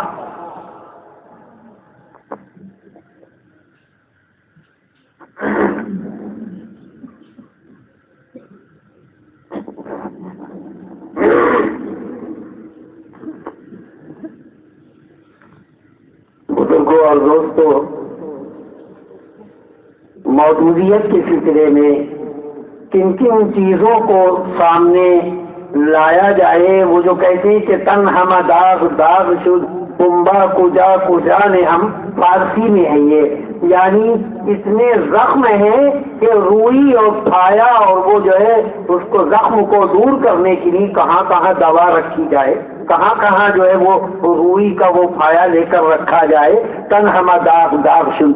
तो उसका जिक्र आया था कि हजरत इब्ने अब्बास की बात के लिए क्या कह रहे हैं कि इसका मानना, इब्ने अब्बास का ये कौल है, इसका मानना जरूरी नहीं। अब आप बताइए मुझे कि एक तरफ तो हजरत इब्ने अब्बास की राय हो और दूसरी तरफ मौदूदी साहब की एक राय हो, आप किसको मानेंगे? नऊज़ बिल्लाहि मिन ज़ालिक, जो मौदूदी उम्मत में है उनकी जो है बिल्कुल इस तरह से इक्तिदा करने वाले हैं, हर चीज में आंखें बंद करके उनको आमन्ना और सद्दकना कहने वाले हैं कि वो तो बहुत अल्लामा थे, वो तो मौलवी थे, वो तो ये थे, मौलाना थे, नऊज़ बिल्लाहि मिन ज़ालिक। यकीनन वो तो उन्हीं की तारीफ करेंगे, लेकिन हम और अहले हक क्या करेंगे? अहले हक जो है वो यही कहेंगे कि जो इब्ने अब्बास ने कहा है। क्या कहा है? ये कुरान पाक की एक आयत है, इन्नल्लज़ी फ़रज़ा अलैकल कुरआन लराद्दुका इला मआद। ये मआद का लफ्ज आया है 20वें पारे में, 20वें पारे में, अम्मन खलक़स समावात 20वें पारे की इनमें आया है। गोया तो तकरीबन सलासा जो है वहां पर ये 20वें पारे में ये आयत आई है اس آیت کی تفسیر حضرت ابن عباس رضی اللہ تعالی عنہ جو تمام مفسرین کے سرتاج، تمام تفسیر کرنے والوں کے سردار، کیونکہ حضور اکرم صلی اللہ علیہ وسلم نے ان کو دعا دی تھی کہ اللہم علم الحکمہ وفقہہ فی الدین، اے اللہ ان کو تفسیر قرآن پاک کی تفسیر سکھا دے۔ حکمت کے معنی کیے ہیں محققین نے، اے اللہ ان کو قرآن پاک کی تفسیر سکھا دے اور علم حدیث اور دین کا، شریعت کے علوم کا ماہر بنا دے۔ فقہہ فی الدین، یہ دعا کون دے رہا ہے؟ آقا مدنی سرکار دو عالم، فخر موجودات، تاجدار بطحہ، رحمت للعالمین صلی اللہ علیہ وسلم، جن کی بات اور دعا رد نہیں ہو سکتی، وہ دعا دے رہے ہیں کہ اے اللہ ان کو مفسر بنا دے۔ چنانچہ امت ان کو مفسرین کا سرتاج مانتی ہے، مفسرین کا سردار مانتی ہے۔ یہ علماء کرام حضرت عبداللہ ابن عباس رضی اللہ تعالی عنہ کو راس المفسرین کہتے ہیں، یعنی تمام تفسیر کرنے والوں کے وہ سردار ہیں۔ کیوں؟ اس لیے کہ نبی کریم صلی اللہ علیہ وسلم سے براہ راست انہوں نے قرآن پاک کی تفسیر سنی، احادیث مبارکہ براہ راست کس سے پڑھی، کس سے سنی؟ نبی کریم صلی اللہ علیہ وسلم اور آپ کے بڑے بڑے صحابہ سے۔ بہرحال یہ جو آیت میں نے پڑھی اس میں معاد کا لفظ آیا ہے، نوادک الی معاد، تو اس میں ہمارے مفسرین کیا کہتے ہیں؟ یہ آیت کب نازل ہوئی؟ یہ آیت جو ہے جب آپ تشریف لیے جا رہے تھے مکہ مکرمہ سے ہجرت کر کے مدینہ منورہ تشریف لیے جا رہے تھے، اور آپ جو ہے منہ پھیر پھیر کر اپنے وطن کو اور مکے کو، جہاں بیت اللہ ہے، خانہ خدا ہے، اس کو مڑ مڑ کر آپ دیکھ رہے تھے، تو آپ کو جو ہے تسلی دی گئی اور کہا گیا کہ ان قریب آپ کو مکے لوٹا دیا جائے گا۔ آپ جو تشریف لیے جا رہے ہیں مدینہ منورہ ہجرت کر کے، ان قریب آپ کو مکہ مکرمہ لوٹا دیا جائے گا۔ چنانچہ سن 8 ہجری میں مکہ مکرمہ فتح ہوا اور جو ہے آپ وہاں پھر اقتدار آپ کا قائم ہو گیا، یعنی وہاں آپ وہاں جو ہے تشریف تو مدینہ منورہ ہی میں رہی، لیکن یہ ہے کہ مکہ فتح ہو گیا۔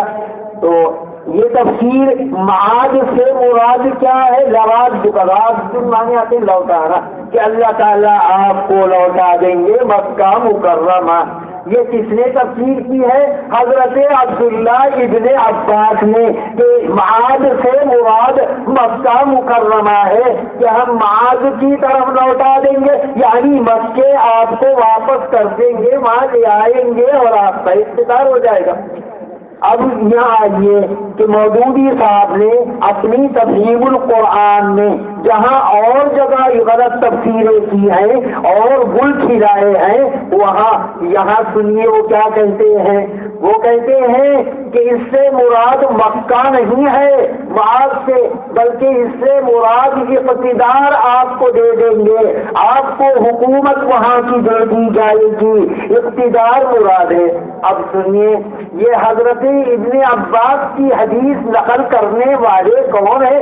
بخاری شریف میں یہ موجود ہے، حضرت عبداللہ ابن عباس کی روایت، جس میں فرماتے ہیں کہ والمراد بالمعاد، کہ معاد سے مراد کیا ہے؟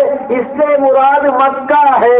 تو ظاہر ہے کہ یہ کس سے سنی ہے تفسیر؟ حضرت عبداللہ ابن عباس نے، براہ راست شاگرد ہیں، براہ صحابی رسول ہیں، اور صحابی رسول کسے کہتے ہیں آپ جانتے ہی ہیں کہ آپ نے علماء کرام سے سنا ہوگا، ماشاء اللہ آپ کے یہاں مدارس بھی ہیں، یہ علماء محدثین مفتیان کرام مفسرین موجود ہیں، ایسی جگہ لوگوں کو معلومات رہتی ہے، گمراہ کرنے والے جو ہیں اپنا کام کم کرتے ہیں، اگرچہ شیطان تو ہر جگہ رہتا ہے، اس کے دھارے میں لوگ بہ جاتے ہیں، مگر پھر بھی بہرحال علماء کرام بتاتے رہتے ہیں کہ صحابی کسے کہتے ہیں؟ آپ جانتے ہیں کہ جس نے ایمان کی حالت میں نبی کریم صلی اللہ علیہ وسلم کو دین کا دیدار کر لیا ہو، دیکھ لیا ہو، یا آپ کی مجلس میں بیٹھ گیا، نابینا تھا،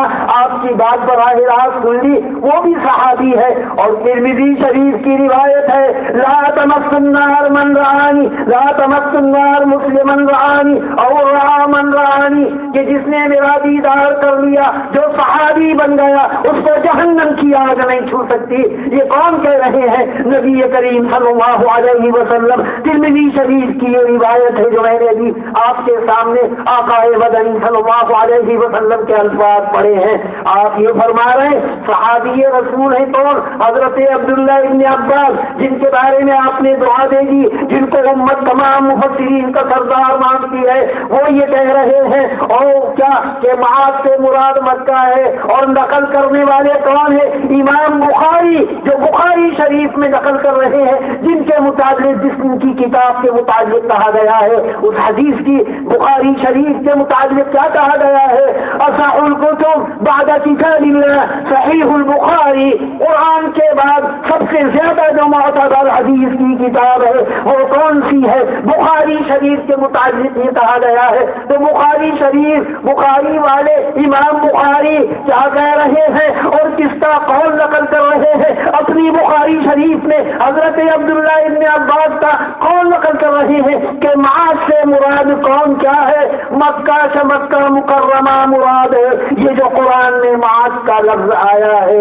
اب یہاں تفسیر اٹھا کر دیکھیے تفہیم القرآن، وہ کیا کہتے ہیں کہ معاذ سے غور کرنے سے آیت کے اندر یہ معلوم ہوتا ہے کہ اس سے مراد جو ہے اقتدار ہے، کہ آپ کو حکومت دے دی جائے گی، خلافت جو ہے اقتدار دے دیا جائے گا مکے کا، تو معاذ سے مراد اقتدار ہے۔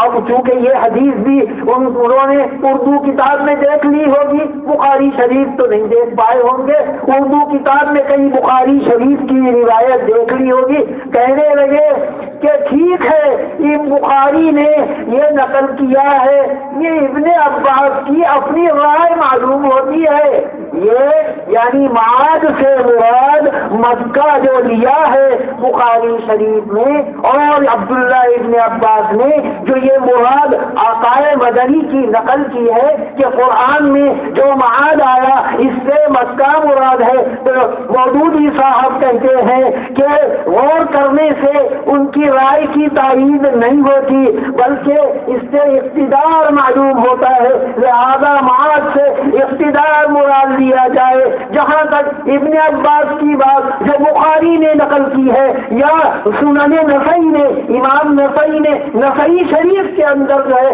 اس حدیث کو اور اس حضرت عبداللہ ابن عباس کی اس بات کو کہ معاذ سے مراد کیا ہے مکہ ہے، اس بات کو نقل کیا ہے، تو مودودی صاحب ان کی تردید کرتے ہوئے لکھتے ہیں کہ یہ ٹھیک ہے بخاری نے اس کو نقل کر دیا، مگر یہ ابن عباس کی اپنی رائے معلوم ہوتی ہے جس کا ماننا ضروری نہیں، یہ نہیں کہہ دیا، یعنی اس کا مطلب یہ کہ صحابی کی بات کا ماننا، حالانکہ صحابی رسول ہیں کون؟ عبداللہ ابن عباس، اور رسول مفسرین ہیں، تمام مفسروں کے سردار ہیں، تو لیکن یہ کہہ رہے ہیں کہ بخاری نے نقل کر دیا، یہ ابن عباس کی اپنی رائے معلوم ہوتی ہے۔ قرآن کی آیتوں میں غور کرنے سے یہ پتہ چلتا ہے کہ اقتدار مراد ہے۔ پتہ نہیں ان کے پاس کون سا چشمہ تھا، کہاں کہیں امریکہ سے لے کر آئے تھے یا یورپ سے جو ہے یہ لے کر آئے تھے، جو ان کی نگاہوں پر مودودی صاحب کی نگاہوں پر لگا ہوا تھا، تو ہر بات وہ اسی طرح کی ان کے عقل کے دائرے میں جو نہیں آتی جو چیزیں اس کا انکار کر دیتے ہیں، جیسے کہ معتزلہ ایک فرقہ تھا پہلے، وہ بھی ہر چیز کو عقل کے دائرے میں سوچتا تھا، عقل کے مطابق اگر ہوتی تو اس کی وہ تائید کرتے، اور اگر عقل کے مطابق نہیں ہوتی تو اس کی وہ تائید نہیں کرتے تھے۔ اب آپ بتائیے کہ اگر ابن عباس کی اپنی رائے بھی ہو تو اور ان کے لیے دعا دے دی ہے کس نے؟ نبی کریم صلی اللہ اللہ علیہ وسلم نے. اور یہ علماء کرام بھی جانتے ہیں کہ صحابی اگر کوئی ایسی بات کہہ دے کہ جو بظاہر اس میں کسی قیاس کو عقل کو دخل نہ ہو تو سمجھ لینا کہ یہ نبی کریم صلی اللہ علیہ وسلم سے سن کر کہہ رہے ہیں. تو ظاہر ہے کہ معاد کے متعلق مکہ مراد لینا یہ سنا ہوگا حضرت عبداللہ ابن عباس نے, جن سے آقا مدنی صلی اللہ علیہ وسلم سے سنا ہوگا. مگر اب آپ بتائیے کہ مودودی صاحب کی بات صحیح ہے یا ابن عباس کی اگر اپنی رائے بھی ہو, اور نقل کرنے والے امام بخاری ہیں جن کی کتاب کو اصح الکتب بعد کتاب اللہ کہا گیا ہے, تو آپ کا اور ہمارا کیا فریضہ ہے کہ ہم تو آنکھیں بند کر کے یہی کہیں گے کہ یہ ابن عباس عبداللہ ابن عباس صحابی رسول ہیں, جن کے متعلق ترمذی شریف کی وہ روایت جو میں نے ابھی نقل کی کہ میرے صحابی کو جہنم کی آگ نہیں چھو سکتی. قرآن میں بھی جگہ جگہ ان کی تعریف کی ہے اور اعلان کر دیا ہے کہ لہم مغفرۃ و اجر عظیم, ان کے لیے اجر عظیم اور مغفرت کا اعلان کر دیا گیا ہے. یا محمد رسول اللہ والذین معه وشداء علی الکفار رحماء بینہم تراہم رکعا سجدا یبتغون فضلا من اللہ ورضوانا. اس آیت کے اندر بھی آقا مدنی صلی اللہ علیہ وسلم کا قرآن نے ذکر فرمایا محمد رسول اللہ والذین معه یہ کون ہے؟ یہی صحابہ. والذین معه کا مطلب جو آپ کے ساتھ رہنے والے ہیں, یعنی آپ کے صحابی. ان کی عجیب عجیب شانیں بیان کی گئی کہ ان کی یہ شان تھی اور یہ شان قرآن ہی میں نہیں. مثلهم فی التوراۃ ومثلهم فی الانجیل کزرع اخرج کہ تورات کے اندر بھی آقا مدنی کے صحابہ کی صفات بیان کرتی ہیں اور انجیل کے اندر بھی ان کی شان بیان کر دی گئی ہے. یہ صحابہ رضوان اللہ علیہم اجمعین جن کو مودودی صاحب کہتے ہیں کہ میں ان کو معیار حق نہیں مانتا, نعوذ باللہ من ذالک, تو کیا کیا چیزیں ان کی جو ہے واشگاف کی جائے. تو اب آپ بتائیے آپ کا اور ہمارا کام کیا ہے کہ ہم قرآن کی, صحابہ کی, رسول اللہ کی باتیں, صلی اللہ علیہ وسلم کی باتیں مانیں گے, یا مودودی صاحب جو اپنی اوپر اپنی ذہن سے اپنی عقل سے جو گویا تفسیر کر رہے ہیں, نعوذ باللہ, کیا اس تفسیر کو ہم اپنائیں گے کہ حضرت ابن عباس کو چھوڑ دیں جن کے مطابق آقا مدنی نے دعا دی ہے اور کہا ہے اللہم علم الحکم وفقہہ فی الدین, کہ ان کو تفسیر کا علم دے دے اللہ, تفسیر سکھا دے. تو جو اصل تفسیر کرنے والے ہیں یہ صحابہ, یہ عبداللہ ابن عباس رضوان اللہ رضی اللہ تعالی عنہ, یہ کہیں کہ ان سے مراد مکہ ہے, اور دوسرا آ کر خیرہ نسو خیرہ آ کر کہنے لگے نہیں اس سے مراد تو یہ ہے. جیسے شیعہ کہنے لگے, میں نے کہا تھا نا بعض شیعوں کا ایک فرقہ ہے وہ کہتا ہے روح و ریحان جو قرآن میں آیا ہے اس سے حسن و حسین مراد ہے.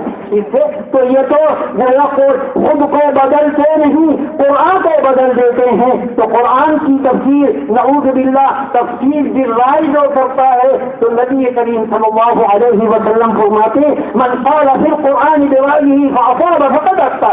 اگر اپنی رائے زنی کی ہے, اپنی رائے سے گھر کے کوئی اپنی گھوڑے دوڑا رہا ہے اور بات کہہ رہا ہے, اگر کہ وہ تکا لگ گیا ہو, ٹھیک بھی ہو گئی ہو, تب بھی وہ کہیں ایسا نہ گمراہی کی طرف چلا جائے گا. اخطا, اس نے غلطی کی, اس نے خطا کی, یعنی اس نے اپنی رائے سے کچھ نہیں کہنا چاہیے. وہ تو جو صحابہ سے منقول ہو, جو نبی کریم صلی اللہ علیہ وسلم سے منقول ہو, یہ تو ایسا ہو جائے گا جیسے کچھ لوگ پیدا ہو گئے, وہ انہوں نے نماز چھوڑ دی, زکات دینا چھوڑ دیا, حج کرنا چھوڑ دیا, اور کہنے لگے اب ہمارے لیے نہ نماز ضروری, نہ حج ضروری, نہ زکات ضروری. کیوں؟ انہوں نے وہ تھوڑی سی عربی پڑھی, تھوڑی سی عربی, تو وہ کہنے لگے قرآن میں آیا ہے. کیا آیا ہے قرآن میں؟ وَاعْبُدْ رَبَّكَ حَتَّى يَأْتِيَكَ الْيَقِينُ, کہ عبادت کرو کب تک؟ جب تک یقین نہ آئے. اور جب یقین آ جائے کہ اللہ ایک ہے, رسول اللہ رسول ہیں, اور اس کے بعد پھر عبادت کی ضرورت نہیں ہے. یقین آنے کے بعد حالانکہ وہاں نبی کریم صلی اللہ علیہ وسلم نے یقین کے معنی بتائے موت کے. تمام مفسرین نے قرآن کے اندر جو یقین آیا ہے نا کہ یقین آنے تک عبادت کرنی ہے، یعنی موت آنے تک عبادت کرنی ہے. وہ کھڑے ہو کر آپ نماز پڑھیں، مریض ہو گئے تو بیٹھ کر پڑھ لیں، لیٹ کر پڑھ لیں، اشاروں سے پڑھ لیں. بہرحال موت آنے تک چھٹکارا نہیں ہے. وہ فرقہ کہنے لگا اننا قد تیقنا، ہمیں یقین آ گیا ہے، اور یقین آنے کے بعد قرآن کہہ رہا ہے. وہ اسی طرح سمجھے کہ یقین آ جائے تو نماز کی ضرورت نہیں، یقین آ جائے تو حج کی ضرورت نہیں، یقین آ جائے تو زکوٰۃ کی ضرورت نہیں. وہ ان چیزوں کی ضرورت نہیں ہے. نعوذ باللہ من ذالک. تو ایک آدمی جاہل آدمی وہ تفسیر کرنے کے لیے جاہل ہی کہا جائے گا، اس لیے کہ جو جس نے علم دین نہیں پڑھا، تب علم تفسیر نہیں پڑھا، علم حدیث نہیں پڑھا، تو اس کو دین کے سلسلے میں جاہل ہی کہیں گے. جیسے انجینئر کی میں نے مثال دی تھی، تو ڈاکٹری کے سلسلے میں وہ جاہل کہلائے گا، وہ نادان کہلائے گا، بے پڑھا لکھا کہلائے گا. یہ اس لیے کہ اس نے ڈاکٹری نہیں پڑھی، میڈیکل لائن سے اس نے جو ہے کچھ نہیں پڑھا ہے، تو اس کو جاہل ہی کہیں گے.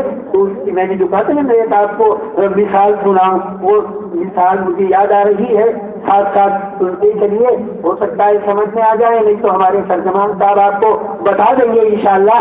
کہ ایک ڈاکٹر صاحب تھے، وہ علاج کیا کرتے تھے انسانوں کا بھی علاج کرتے تھے، ڈاکٹر تھے. وہ ویٹنری یعنی ویٹنری بھی علاج جانوروں کا علاج کرتے تھے کہ بھینس لائی گئی، گائے لائی گئی، گاؤ لائی گئی ہے، جو بھی لایا گیا اس کا بھی وہ اس کی بھی دوا لیا کرتے تھے. اب وہاں کمپاؤنڈر بھی رہتا تھا، وہ جو دوائیں باندھتا ہے دیتا ہے، کلینک میں جو خادم ہوتا ہے اس کا وہ بھی وہاں موجود تھا. تو ایک دن ایسا ہوا کہ ایک اونٹ لایا گیا. اونٹ جو ہے اس کا گلا پھولا ہوا تھا، تھوڑا موٹا ہو رہا تھا. گلا پھول جاتا ہے نا بعض لوگوں کا گلا پھول جاتا ہے، تو اس کا گلا موٹا ہو رہا تھا.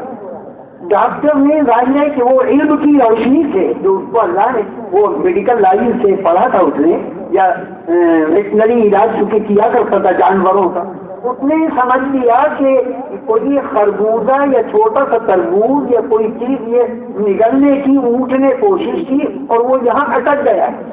اس نے سمجھ لیا. پہلے سمجھتا ہے ڈاکٹر کی بھائی دوا بعد میں لکھتا ہے، پہلے وہ دیکھتا ہے آگے سے. تو اس نے سمجھ لیا کہ کوئی چیز ہے جی جو اٹک گئی ہے. کہا کہ بھائی 2 چکنی لکڑیاں لاؤ. وہ لکڑیاں لائی گئی اور اس کو یہاں رکھا گیا، اور اس کے کہنے سے آہستہ آہستہ اس کو دبایا. جب آہستہ آہستہ دبایا تو ظاہر ہے کہ جو یہاں اٹکا ہوا تھا وہ خربوز یا تربوز یا خربوزہ یا کوئی بھی چیز جو یہاں اٹکی ہوئی تھی وہ اندر چلی، یعنی ختم ہو گئی. اس کا گلا صحیح ہو گیا. اب یہ اس کا جو کمپاؤنڈر تھا، خاتم دوائیں باندھتا تھا، اس نے دیکھا کہ 2 چکنی لکڑیوں کو جب آہستہ دبایا جائے گا تو گلے تھوڑے صحیح ہو جاتے ہیں. اور ہم تو صبح سے آتے ہیں، جھاڑو لگاتے ہیں، یہ کرتے ہیں، دوائیں بانٹتے ہیں، پوڑیاں بانٹتے ہیں، اور رات تک یہاں رہنا پڑتا ہے. لاؤ ایسا کریں 2 چکنی لکڑیوں کا ایک سانچہ اور بنوا لیں، اور دوا اس کی گلے تھوڑے کی دوا ہم کرنے لگے، علاج کرنے لگے. چنانچہ اس نے 2 لکڑیاں ایسی تیار کرائیں، ان کو جو ہے اس طریقے سے فٹ کیا اور دیہات میں پہنچ گیا. دیہات والے جلدی جھانسے میں آ جاتے ہیں، جیسے اس سلسلے میں یعنی موجودیت کے جھانسے میں بہت سے لوگ آ جاتے ہیں، خاص کر جو یعنی انگریزی گاہیں اپنے آپ کو دانشور سمجھتے ہیں، اپنے آپ کو ترقی یافتہ سمجھتے ہیں کہ ہمارے تر لگ گئی.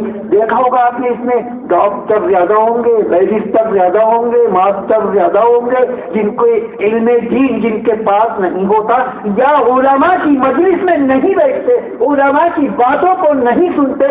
آج یہ دشمنان اسلام، عیسائی اور انگریزی جو دشمنان اور یہودی دشمنان اسلام یہ کوشش کر رہے ہیں کہ امت کا رشتہ علماء سے کٹ. علماء سے دور کر دیں. علماء کو یعنی یہ کہتے ہیں نا یہ کیا جانتے ہیں دنیا میں کیا ہو رہا ہے, نعوذ باللہ من ذالک, جو یہ جانتے ہیں آپ تو اس کی الف بات بھی نہیں جانتے, کچھ نہیں جانتے, ABCD اس کی نہیں ہے. خیر وہ دیہات میں پہنچا, گاؤں میں گرام کے اندر وہ پہنچا, وہی اس نے چھوڑ دی وہاں ملازمت چھوڑ دی اور وہ لکڑیاں لے کر پہنچا. وہ ایک بڑے میاں بوڑھے بیچارے بوڑھے تھے تو ان کا گلا بہت دن سے پھولا ہوا تھا. ان کے بیٹوں نے لڑکوں نے کہا کہ ہمارے ابا کا گلا, وہ اعلان کرنے لگے گلیوں میں کہ گلے پھولے صحیح کرا لیں, یعنی وہ اعلان کر رہے ہیں دوا لے لیں گلے پھولے. تو وہ نکل کر آئے اور اسے اپنے ابا کو لے کر آئے, بھائی ہمارے ابا بہت پریشان ہے, ان کا گلا پھول رہا ہے, لہذا وہ کہنے لگا فوراً صحیح. اب انہوں نے لکڑی رکھ کے یوں دبانا, آہستہ آہستہ دبانا شروع کیا. یہاں کیا ہوا, وہ ہمیشہ کے لیے صحیح ہو گیا, یعنی مر گیا. کیا ہوا, مر گیا. اب جو ان کی پٹائی ہوئی کہ تو نے ہمارے ابا کو مار دیا, ابا کو جو ہے کہاں پہنچا دیا, آخرت پہنچا دیا. تو ان کی پٹائی ہوئی. خیر وہ مشکل تمام انہوں نے چھوڑ دیا. اب وہ ڈاکٹر صاحب کے پاس پہنچے, ڈاکٹر صاحب آپ نے تو گلا پھولا اونٹ جو ہے وہ 2 لکڑیوں سے صحیح کر دیا تھا, میں نے کوشش کی تو وہ تو مر گیا ایک بوڑھا. تو ڈاکٹر صاحب بولے پوری بات بتاؤ, کیا بات ہے, کیا تفصیل. اب اس نے جو تفصیل بتائی کہ آپ کے پاس اونٹ لایا گیا تھا اور یہ ہوا تھا, اس نے کہا بے وقوف, میں نے تو یہ اندازہ لگا دیا تھا پہلے سے کہ یہ اس کے گلے میں کیا ہے, کوئی نرم چیز تھی, میں نے اس کو اس طریقے سے دبوانے کی کوشش کی, اس کا وہ جو گلا پھول رہا تھا وہ صحیح ہو گیا. تو نے کیا کام کیا؟ اس نے کہا وہ میں یہ سمجھا کہ جو بھی گلا پھولا ہوگا شاید اس طریقے سے صحیح ہو جاتا ہوگا. ایسے ہی جو ہے یہ چلے ہیں مودودی صاحب, وہ اپنا اسلحہ لے کے, اپنی کتابیں لے کے, اپنے تھوڑا سا علم لے کے, اور نیم اللہ خطرہ ایمان, یعنی ایمان کے لیے خطرہ ہوتا ہے. جو آدھا تیتر آدھا بٹیر کچھ جانتا ہے کچھ نہیں جانتا, یہ کیا ہوتا ہے, ایمان والوں کے لیے اور ایمان کے لیے خطرہ ہوتا ہے. بہرحال مودودی صاحب کی کیا کیا باتیں بتائی جائیں, میں نے تو 1-2 نمونے کے لیے. تو بزرگوں اور دوستوں بہت چوکنا رہنے کی ضرورت ہے. شیطان عجیب انداز سے آتا ہے اور اچھے انداز میں آتا ہے کہ دیکھو قرآن کی تفسیر ہے, اور تفہیم القرآن بڑی مختصر بھی ہے اور اس طریقے سے ہے, اور ایسے ماڈرن مفسر ہیں, اس کے نئے مفسر یعنی ماڈرن مفسر ہیں. تو ہمیں ماڈرن مفسر نہیں چاہیے تفسیر میں, تو وہی تفسیر چاہیے جو صحابہ رضوان اللہ علیہم اجمعین سے چلی, تابعین سے چلی, ائمہ مجتہدین سے چلی, اور امت تک علماء امت اس کو منتقل کرتے رہے, اور آج ہمارے مشائخ تک یہ پہنچی ہے, اور آگے بھی صبح قیامت تک یہ کام ہوتا رہے گا انشاءاللہ. اللہ تبارک و تعالی ہم سب کی حفاظت فرمائے, آمین یا رب العالمین بجاہ سید المرسلین.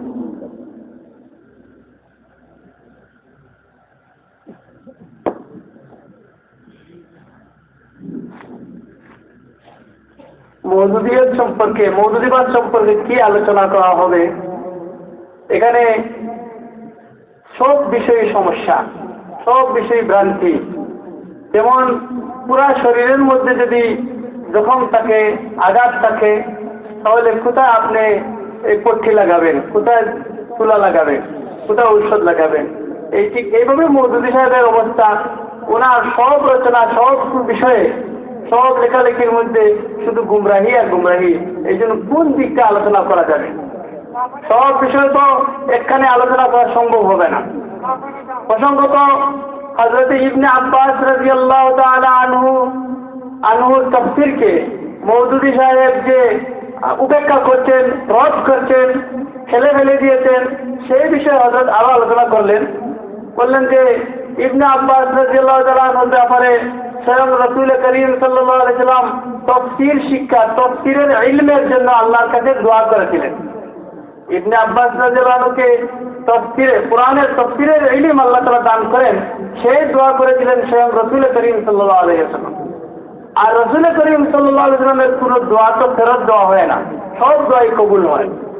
এই দোয়ার বদৌলতে আল্লাহ তাআলা হযরত ইবনে আব্বাস রাদিয়াল্লাহু তাআলা আনহুকে তাফসীরের ব্যাপারে খুব বেশি ইলম দান করেছিলেন. তাছাড়া উনি হচ্ছেন স্বয়ং রসুল করিম সাল্লাল্লাহু আলাইহি ওয়াসাল্লামের ছাত্র। তাফসীর উনি শিখেছেন রসুল করিম সাল্লাল্লাহু আলাইহি ওয়াসাল্লামের কাছ থেকে এবং বড় বড় সাহাবায়ে কেরামের কাছ থেকে।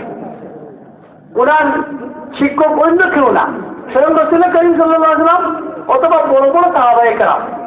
এই জন্য তাফসীরের ব্যাপারে ওনার কথা, ওনার যে উনি যে তাফসীরটা করবেন সেটাই প্রাধান্য পাবে। তাছাড়া উনি সাহাবী, আর সাহাবীর ব্যাখ্যা হচ্ছে, সাহাবীর তাফসীর হচ্ছে, সাহাবীর সংজ্ঞা হচ্ছে যিনি ইমানের অবস্থায় আল্লাহ রসুল সাল্লাল্লাহু আলাইহি ওয়াসাল্লামকে দেখেছেন অথবা রসুল করিম সাল্লাল্লাহু আলাইহি ওয়াসাল্লামের মজলিসে বসেছেন, উনি হয়তো অন্ধ, রসুল করিম সাল্লাল্লাহু আলাইহি ওয়াসাল্লামের কথা শুনেছেন, ওনাদেরকে সাহাবা বলা হয়। আর সাহাবায়ে কেরামের ফজিলত হচ্ছে রসুল করিম সাল্লাল্লাহু আলাইহি ওয়াসাল্লাম বলেছেন তিরমিজি শরীফের হাদিস যে ব্যক্তি, যে মুসলিম, যে ইমানদার আমাকে দেখেছে তাকে জাহান্নামের আগুন স্পর্শ করবে না। সাহাবায়ে কেরামকে জাহান্নাম স্পর্শ করবে না, জ্বালাবে না। সাহাবায়ে কেরামের ফজিলত এবং কুরআনের মধ্যে আল্লাহ তাআলা ওনাদের অনেক প্রশংসা করেছেন, আল্লাহ সন্তুষ্টির ঘোষণা করেছেন, আজরা আযীম মানে বড় প্রতিদান দান করবেন সেটা ঘোষণা করেছেন, মাগফিরাত অর্থাৎ ক্ষমার ঘোষণা করেছেন।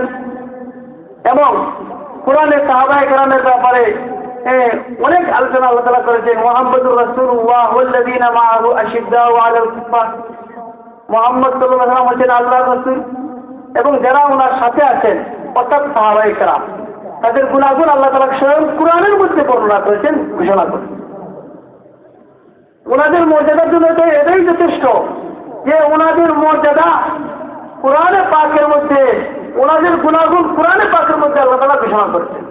আর ঘোষণা করে আল্লাহ তাআলা বলছেন যালিকা মাসালুহুম ফিত তাওরাত, এটা হচ্ছে ওনাদের গুণাগুণ তাওরাতের মধ্যে বর্ণিত এইভাবে হয়েছে, ইনজিলের মধ্যে হয়েছে।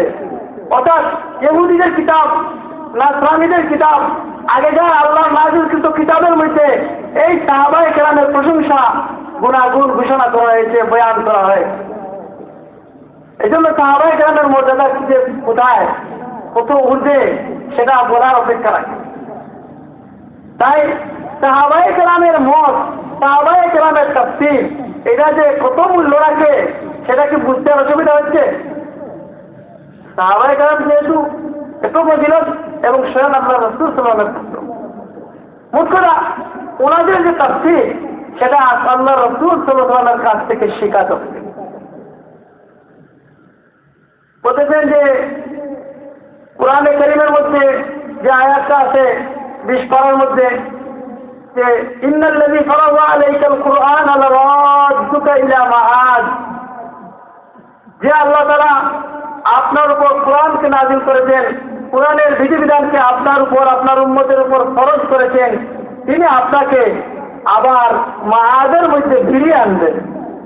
এই মাআদ মানে কি? আল্লাহ রাসূলকে আল্লাহ বলতেছেন যে মাআদের মধ্যে ওনাকে ফিরিয়ে আনবেন। মাআদ মানে কি? এই মাআদের তাফসীরের মধ্যে হযরত আব্দুল্লাহ ইবনে আব্বাস রাদিয়াল্লাহু আনহু বলছেন যে এটা হচ্ছে মাআদের অর্থ মক্কা শহর, মক্কা নগরী। অর্থাৎ যখন নবী করিম সাল্লাল্লাহু আলাইহি ওয়াসাল্লাম মক্কা থেকে হিজরত করে মদিনার উদ্দেশ্যে চলে যাচ্ছেন, তখন ফিরে ফিরে মক্কার দিকে তাকাচ্ছেন, তখন আল্লাহ তাআলা ওনাকে, নবী আলাইহিস সালামের মনের মধ্যে একটা কষ্ট হচ্ছে যে নিজের দেশ, আল্লাহ তাআলার ঘর, এই যে খানায়ে কাবা, আল্লাহর ঘর, এই ঘরের ঘরটাকে ছেড়ে যাচ্ছেন, এই জন্য মনের মধ্যে যে কষ্ট হচ্ছে। তখন আল্লাহ তাআলা সান্ত্বনা দিয়ে এই আয়াত নাযিল করেছেন যে আপনি শান্তি থাকেন, আল্লাহ তাআলা আপনাকে এই শহরে, এই মক্কাতে ফিরিয়ে আনবেন। তখন এই মাআদের অর্থটা হলো এই মক্কা শহর, মক্কা নগরী। আর এটা বাস্তবে হয়েছে 8ম হিজরিতে মক্কা শরীফ বিজয় হয়েছে। নবী করিম সাল্লাল্লাহু আলাইহি ওয়াসাল্লাম মদিনা থেকে পুনরায় মক্কা শরীফ ফিরে এসেছেন বিজয়ী বেশে। তো এই যে ইবনে আব্বাস রাদিয়াল্লাহু আনহু মাআদের ব্যাখ্যা দিলেন এটা মক্কা, এই ব্যাপারে মওদুদ সাহেব বলছেন যে না, এটা ইবনে আব্বাস রাদিয়াল্লাহু আনহুর ব্যক্তিগত মত। আউযু বিল্লাহি মিনাশ। ইবনে আব্বাস রাদিয়াল্লাহু আনহুর ব্যক্তিগত মত, সেটা মানা জরুরি নয়। আমাদের কাছে আহলে হক নবী আলাইহিস সালামের উম্মতেরা সঠিক সঠিক মানুষেরা, হক মানুষেরা, তাদের কাছে যদি একদিকে ইবনে আব্বাস রাদিয়াল্লাহু তাআলা মুক্তি তাফসীর আসে আর অপরদিকে মওদুদী সাহেবের তাফসীর আসে, তাহলে কোনটা গ্রহণ করবে? ইবনে আব্বাস রাদিয়াল্লাহু তাআলা এটাই গ্রহণ করবে না মওদুদীর কথা? বলতেছেন মওদুদীর অনুসারী যারা, তারা মওদুদীর উম্মতের মতো। মওদুদীর অনুসারী যারা, তারা মওদুদীর উম্মতের মতো। তারা তো চোখ বুঝে ইবনে আব্বাসের কথা ফেলে মওদুদীর কথা মানবে, মওদুদীর কথার দিকে চলে যাবে। কিন্তু হক মানুষ যারা আছে, তারা যে মওদুদীর কথার দিকে যাবে না, তারা সাহাবায়ে কেরামের উক্তির দিকে যাবে, ইবনে আব্বাস রাদিয়াল্লাহু তাআলার কাছে সেটাই গ্রহণ করবে। এটা আপনার কথা, বিবেকের কথা। কারণ একটু হলো ইবনে আব্বাস রাদিয়াল্লাহু আনহুর ছাত্র, দ্বিতীয় যে উনি সাহাবীর মর্যাদা বেশি। আবার ইবনে আব্বাস রাদিয়াল্লাহু তাআলার এই উক্তি, এই তাফসীরটা বর্ণনা করেছেন বুখারী শরীফের মধ্যে ইমাম বুখারী রাহমাতুল্লাহ আলাইহি, এবং নাসাঈ শরীফের মধ্যে আছে। এত বড় বড় হাদিসের কিতাব বুখারী শরীফ তো আপনারা জানেন, আমাদের কাছে তো বুখারী শরীফের মর্যাদা সবার কাছে স্পষ্ট, কারণ ও জানা এই বুখারী শরীফের মধ্যে আছে ইবনে আব্বাস রাদিয়াল্লাহু আনহু এই তাফসীর, নাসাঈ শরীফের মধ্যে আছে। কিন্তু উনি সব কিছুকে অগ্রাহ্য করে, সব কিছুকে ঠেলে ফেলে উনি বলতেছেন, এটা হচ্ছে মওদুদী সাহেব বলতেছেন যে এটা ইবনে আব্বাস রাদিয়াল্লাহু আনহুর ব্যক্তিগত মত, এইটা মানা জরুরি নয়। কোরআনের আয়াত সমূহের মধ্যে গভীরভাবে লক্ষ্য করলে, গভীরভাবে জ্ঞান মানে বিবেক খাটাইলে যেটা পরিষ্কার হয়, সেটা হচ্ছে এখানে মাদের অর্থ হচ্ছে ক্ষমতা, রাজত্ব। যে আল্লাহ তাআলা আপনাকে রাজত্ব দান করবেন, এই আয়াতে বলা হয়। চিন্তা করেন, মন গড়া তাফসীর, মন গড়া ব্যাখ্যা। কোরআনের ব্যাপারে যদি কেউ মন গড়া কোনো ব্যাখ্যা করে, সেটা গ্রহণযোগ্য হবে? যদি মন গড়া তাফসীর, মন গড়া ব্যাখ্যা যদি কেউ করে আর সেটা যদি কেউ গ্রহণ করে, তাহলে আল্লাহর কথা মানা হবে না ওই মন গড়া ব্যাখ্যাকারীর কথা মানা হবে? ওই ব্যক্তির কথা মানা হবে। আপনি কোরআন পড়ছেন ঠিক, কিন্তু কথা মানছেন আল্লাহ না, আল্লাহর উল্টা কথা মানছেন। তো সাহাবায়ে কেরামের যে ব্যাখ্যা, এই ব্যাখ্যার ব্যাপারে মূল নীতি হচ্ছে, যদি ওনারা এমন বিষয়ে কোনো কথা বলেন যে বিষয়ে কিয়াস করে, গবেষণা করে মানে উদ্ঘাটন করা, আবিষ্কার করা সম্ভব হয় না, এমন বিষয়ে যদি সাহাবায়ে কেরাম কোনো কথা বলেন, তাহলে বুঝতে হবে ওনারা নিজের বিবেকের কথাটা বলছেন না, ওনারা এই কথাটা আল্লাহ রসুলের কাছ থেকে ওনারা অর্জন করে। এটাই হচ্ছে মূলনীতি। যদি এমন কথা বলেন যে কথাটা বিবেক ধরে না, তাহলে সেটা আল্লাহ রসুলের কাছ থেকে ওনারা গ্রহণ করেছেন, শিখেছেন। বিষয়টা তো এরকম হয়েছে, মাদের তাফসীর কি হবে, এটা তো বিবেক ধরে না। এই বিষয়ে ইবনে আব্বাস রাদিয়াল্লাহু আনহু বলছেন, এই জন্য এটা নিশ্চয়ই আল্লাহ রসুলের কাছ থেকে শিখেই বলছে, ঠিক কিনা? দ্বিতীয় হচ্ছে, যদি আল্লাহ রসুলের কাছ থেকে শুনে শিখে নাই বলতেন, তবুও সাহাবীর যে ইলম, সাহাবীর যে অন্তর পরিষ্কার, সেই দিক থেকে লক্ষ্য করলে যে সাহাবীর উক্তিটা গ্রহণযোগ্য হয় না মওদুদীর উক্তিটা গ্রহণযোগ্য হয়? উনি তো স্বঘোষিত পণ্ডিত, উনি তো নিজেই পণ্ডিত, ওনার তো কোনো দক্ষতা নেই, উনি তো আরবি জানেন না, উনি তো তাফসীর জানেন না, সেটা জানেন না। এই জন্য এখানে যদি আপনার তুলনা করা হয়, সাহাবী যদি আল্লাহ রসুলের কাছ থেকে না শুনেই তাফসীর করতেন, তবুও সাহাবীর তাফসীর একদিকে, মওদুদীর তাফসীর আরেকদিকে, যে কোনো বিবেকবান মানুষ, সুস্থ বিবেকবান মানুষ সবাই বলবে এখানে সাহাবায়ে কেরামের সাহাবীর তাফসীরটাই প্রাধান্য পাবে, ঠিক কি ঠিক না? কিন্তু জামাত শিবির কোনটা করে? জামাত শিবির সাহাবী হোক আর যার তাফসীর হয় না কেন, সব কিছুকে আপনার উড়িয়ে দেয় আর মওদুদীর কথাকে গ্রহণ করে, চোখ বুঝে মেনে নেয়। তারা যেমন মওদুদীর উম্মত হয়ে গেছে। হযরত যে একটা হাদিস উল্লেখ করেছেন যে তাফসীরের ব্যাপারে যদি কেউ মন গড়া কিছু বলে, তাহলে তার অবস্থা কি? তাহলে বলছেন, মান ফাসসারাল কুরআন বিরাইহি ফাসাদা ফাকাদ আখতা। শুদ্ধই যদি হয় তবু এইটা গুমরাহির দিকে নিয়ে যাবে, এটা ভুল, এটা ভ্রান্ত। শুদ্ধই হয়ে গেছে মনে করেন, তবু এটা ভুল, তবু এটা গুমরাহির পথ, এই দিকে গেলে গুমরাহ হবে। মওদুদী সাহেব মন গড়া তাফসীর করেছে। আর জেনারেল শিক্ষিত লোকেরা, যারা মনে করেন ব্যারিস্টার হয়েছেন, যারা ডাক্তার হয়েছেন, এইভাবে জেনারেল শিক্ষিত লোকেরা এই মওদুদের তাফসীরকে মনে করেন খুব গুরুত্বপূর্ণ একটা মূল্যবান একটা তাফসীর মনে করে। যারা উলামায়ে কেরামের সোহবত রাখে না, উলামায়ে কেরামের সংস্পর্শে থাকে না, এই ধরনের লোক বেশিরভাগ মওদুদি তাফসীরকে গ্রহণ করে, এই তাফসীরুল কোরআনকে গ্রহণ করে। তারা বলে এটা সংক্ষিপ্ত সহজ একটা তাফসীর। আসলে এটার মধ্যে এই জেনারেল শিক্ষিত লোকেরা এটা গ্রহণ করার মূল কারণটা হচ্ছে এখানে যে ভাইরাসটা আছে সেইটা ওনাদের ওই জেনারেল শিক্ষিত লোকদের মধ্যে ঢুকে গেছে উলামায়ে কেরামের সংস্পর্শ থেকে দূরে থাকার কারণে। কি যে মন গড়া তাফসীর পাওয়া যায়, নিজের বিবেক মতো কথা পাওয়া যায়। এটা হচ্ছে এই মুতাজিলাদের নীতি, শিয়াদের নীতি। শিয়াদের একটা গ্রুপের কথা বলছেন যে শিয়াদের একটা গ্রুপ, তারা বলে রাওহান রায়হান অত হচ্ছে হযরত হাসান হুসাইন রাদিয়াল্লাহু আনহু। কোরআন শরীফের মধ্যে আছে রাওহান রায়হান, এই দুইটার উপর তারা করছে হাসান হুসাইন রাদিয়াল্লাহু আনহু। কিন্তু পুরো সাহাবায়ে কেরাম আমাদের একজনও এই তাফসীর করেন। এটা হচ্ছে তাদের নীতি যে কোরআনকে নিজের মত অনুযায়ী বদলে দাও, নিজের মতকে কোরআন অনুযায়ী বদলাবে না। কথাটা বুঝছেন?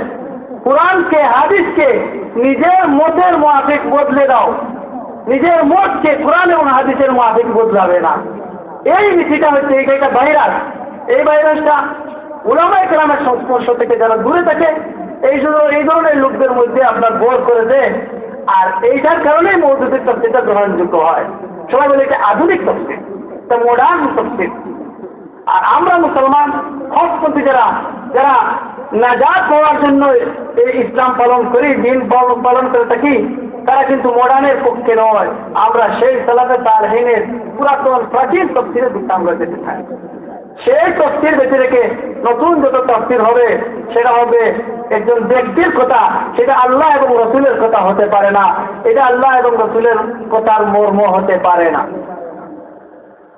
এই জন্য এই ফিতনার ব্যাপারে হযরত বলছেন মওদুদির ব্যাপারে এটা উদাহরণস্বরূপ দুই একটি বিষয় উল্লেখ করা হলো, নাইলে এই বিষয়ে আলোচনা করা অনেক ব্যাপক বিষয়, অনেক লম্বা, সর্ব বিষয়ে ওনার আক্রমণ আছে, আঘাত আছে। আসলে সংক্ষিপ্ত এখানে হযরত যে বিষয়টা আলোচনা করেছেন সেটা হচ্ছে এটা হয়তো আপনারা মওদুদিবাদের স্বরূপ উদ্বোধন মাহফিলে যারা শরীক হন তারা হয়তো এই আলোচনাটা অন্য মাহফিলে শুনেন না, এটা নতুন একটা আলোচনা।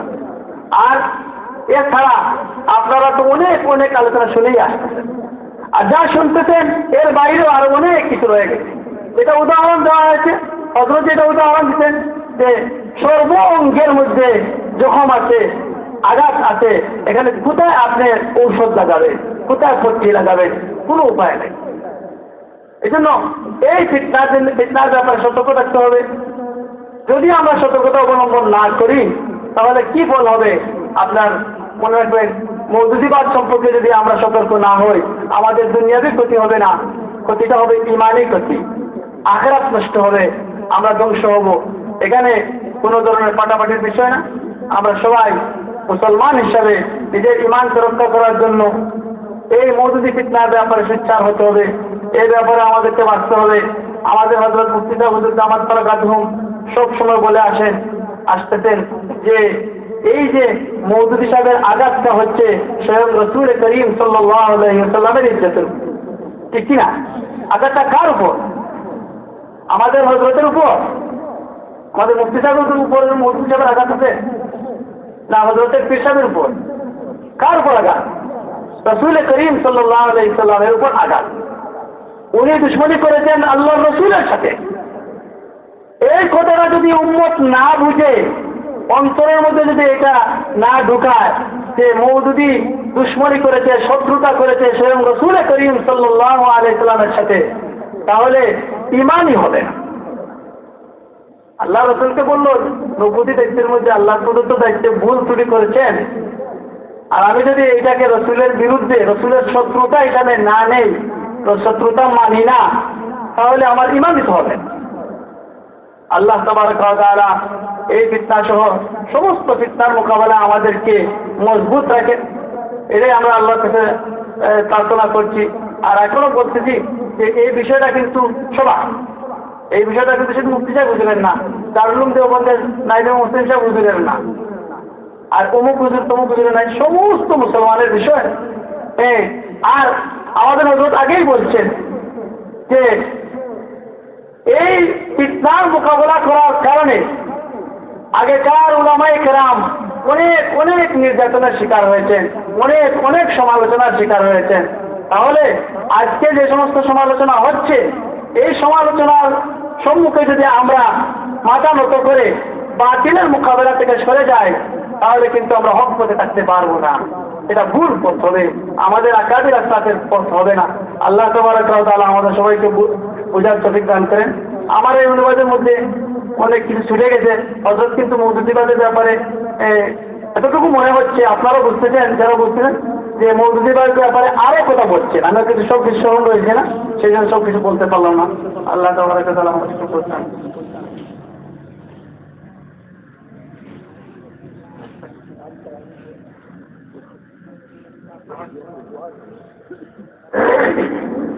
درود شریف پڑھنے دعا ہو. اللهم صل على سيدنا مولانا محمد وعلى آل سيدنا مولانا محمد وبارك وسلم. الحمد لله الذي هدانا لهذا وما كنا لنهتدي لولا أن هدانا الله. ربنا لا تزغ قلوبنا بعد إذ هديتنا وهب لنا من لدنك رحمة إنك أنت الوهاب إنك أنت الوهاب إنك أنت الوهاب. ربنا آتنا في الدنيا حسنة وفي الآخرة حسنة وقنا عذاب النار. ربنا لا تجعلنا فتنة للقوم الظالمين ونجنا برحمتك من القوم الكافرين. فلا تشمت بي الأعداء ولا تجعلنا مع القوم الظالمين. ربنا هب لنا من أزواجنا وذرياتنا قرة أعين واجعلنا للمتقين إماما واجعلنا للمتقين إماما واجعلنا للمتقين إماما. اللهم إنا نسألك علما نافعا وعملا متقبلا ورزقا حلالا طيبا وشفاء من كل داء.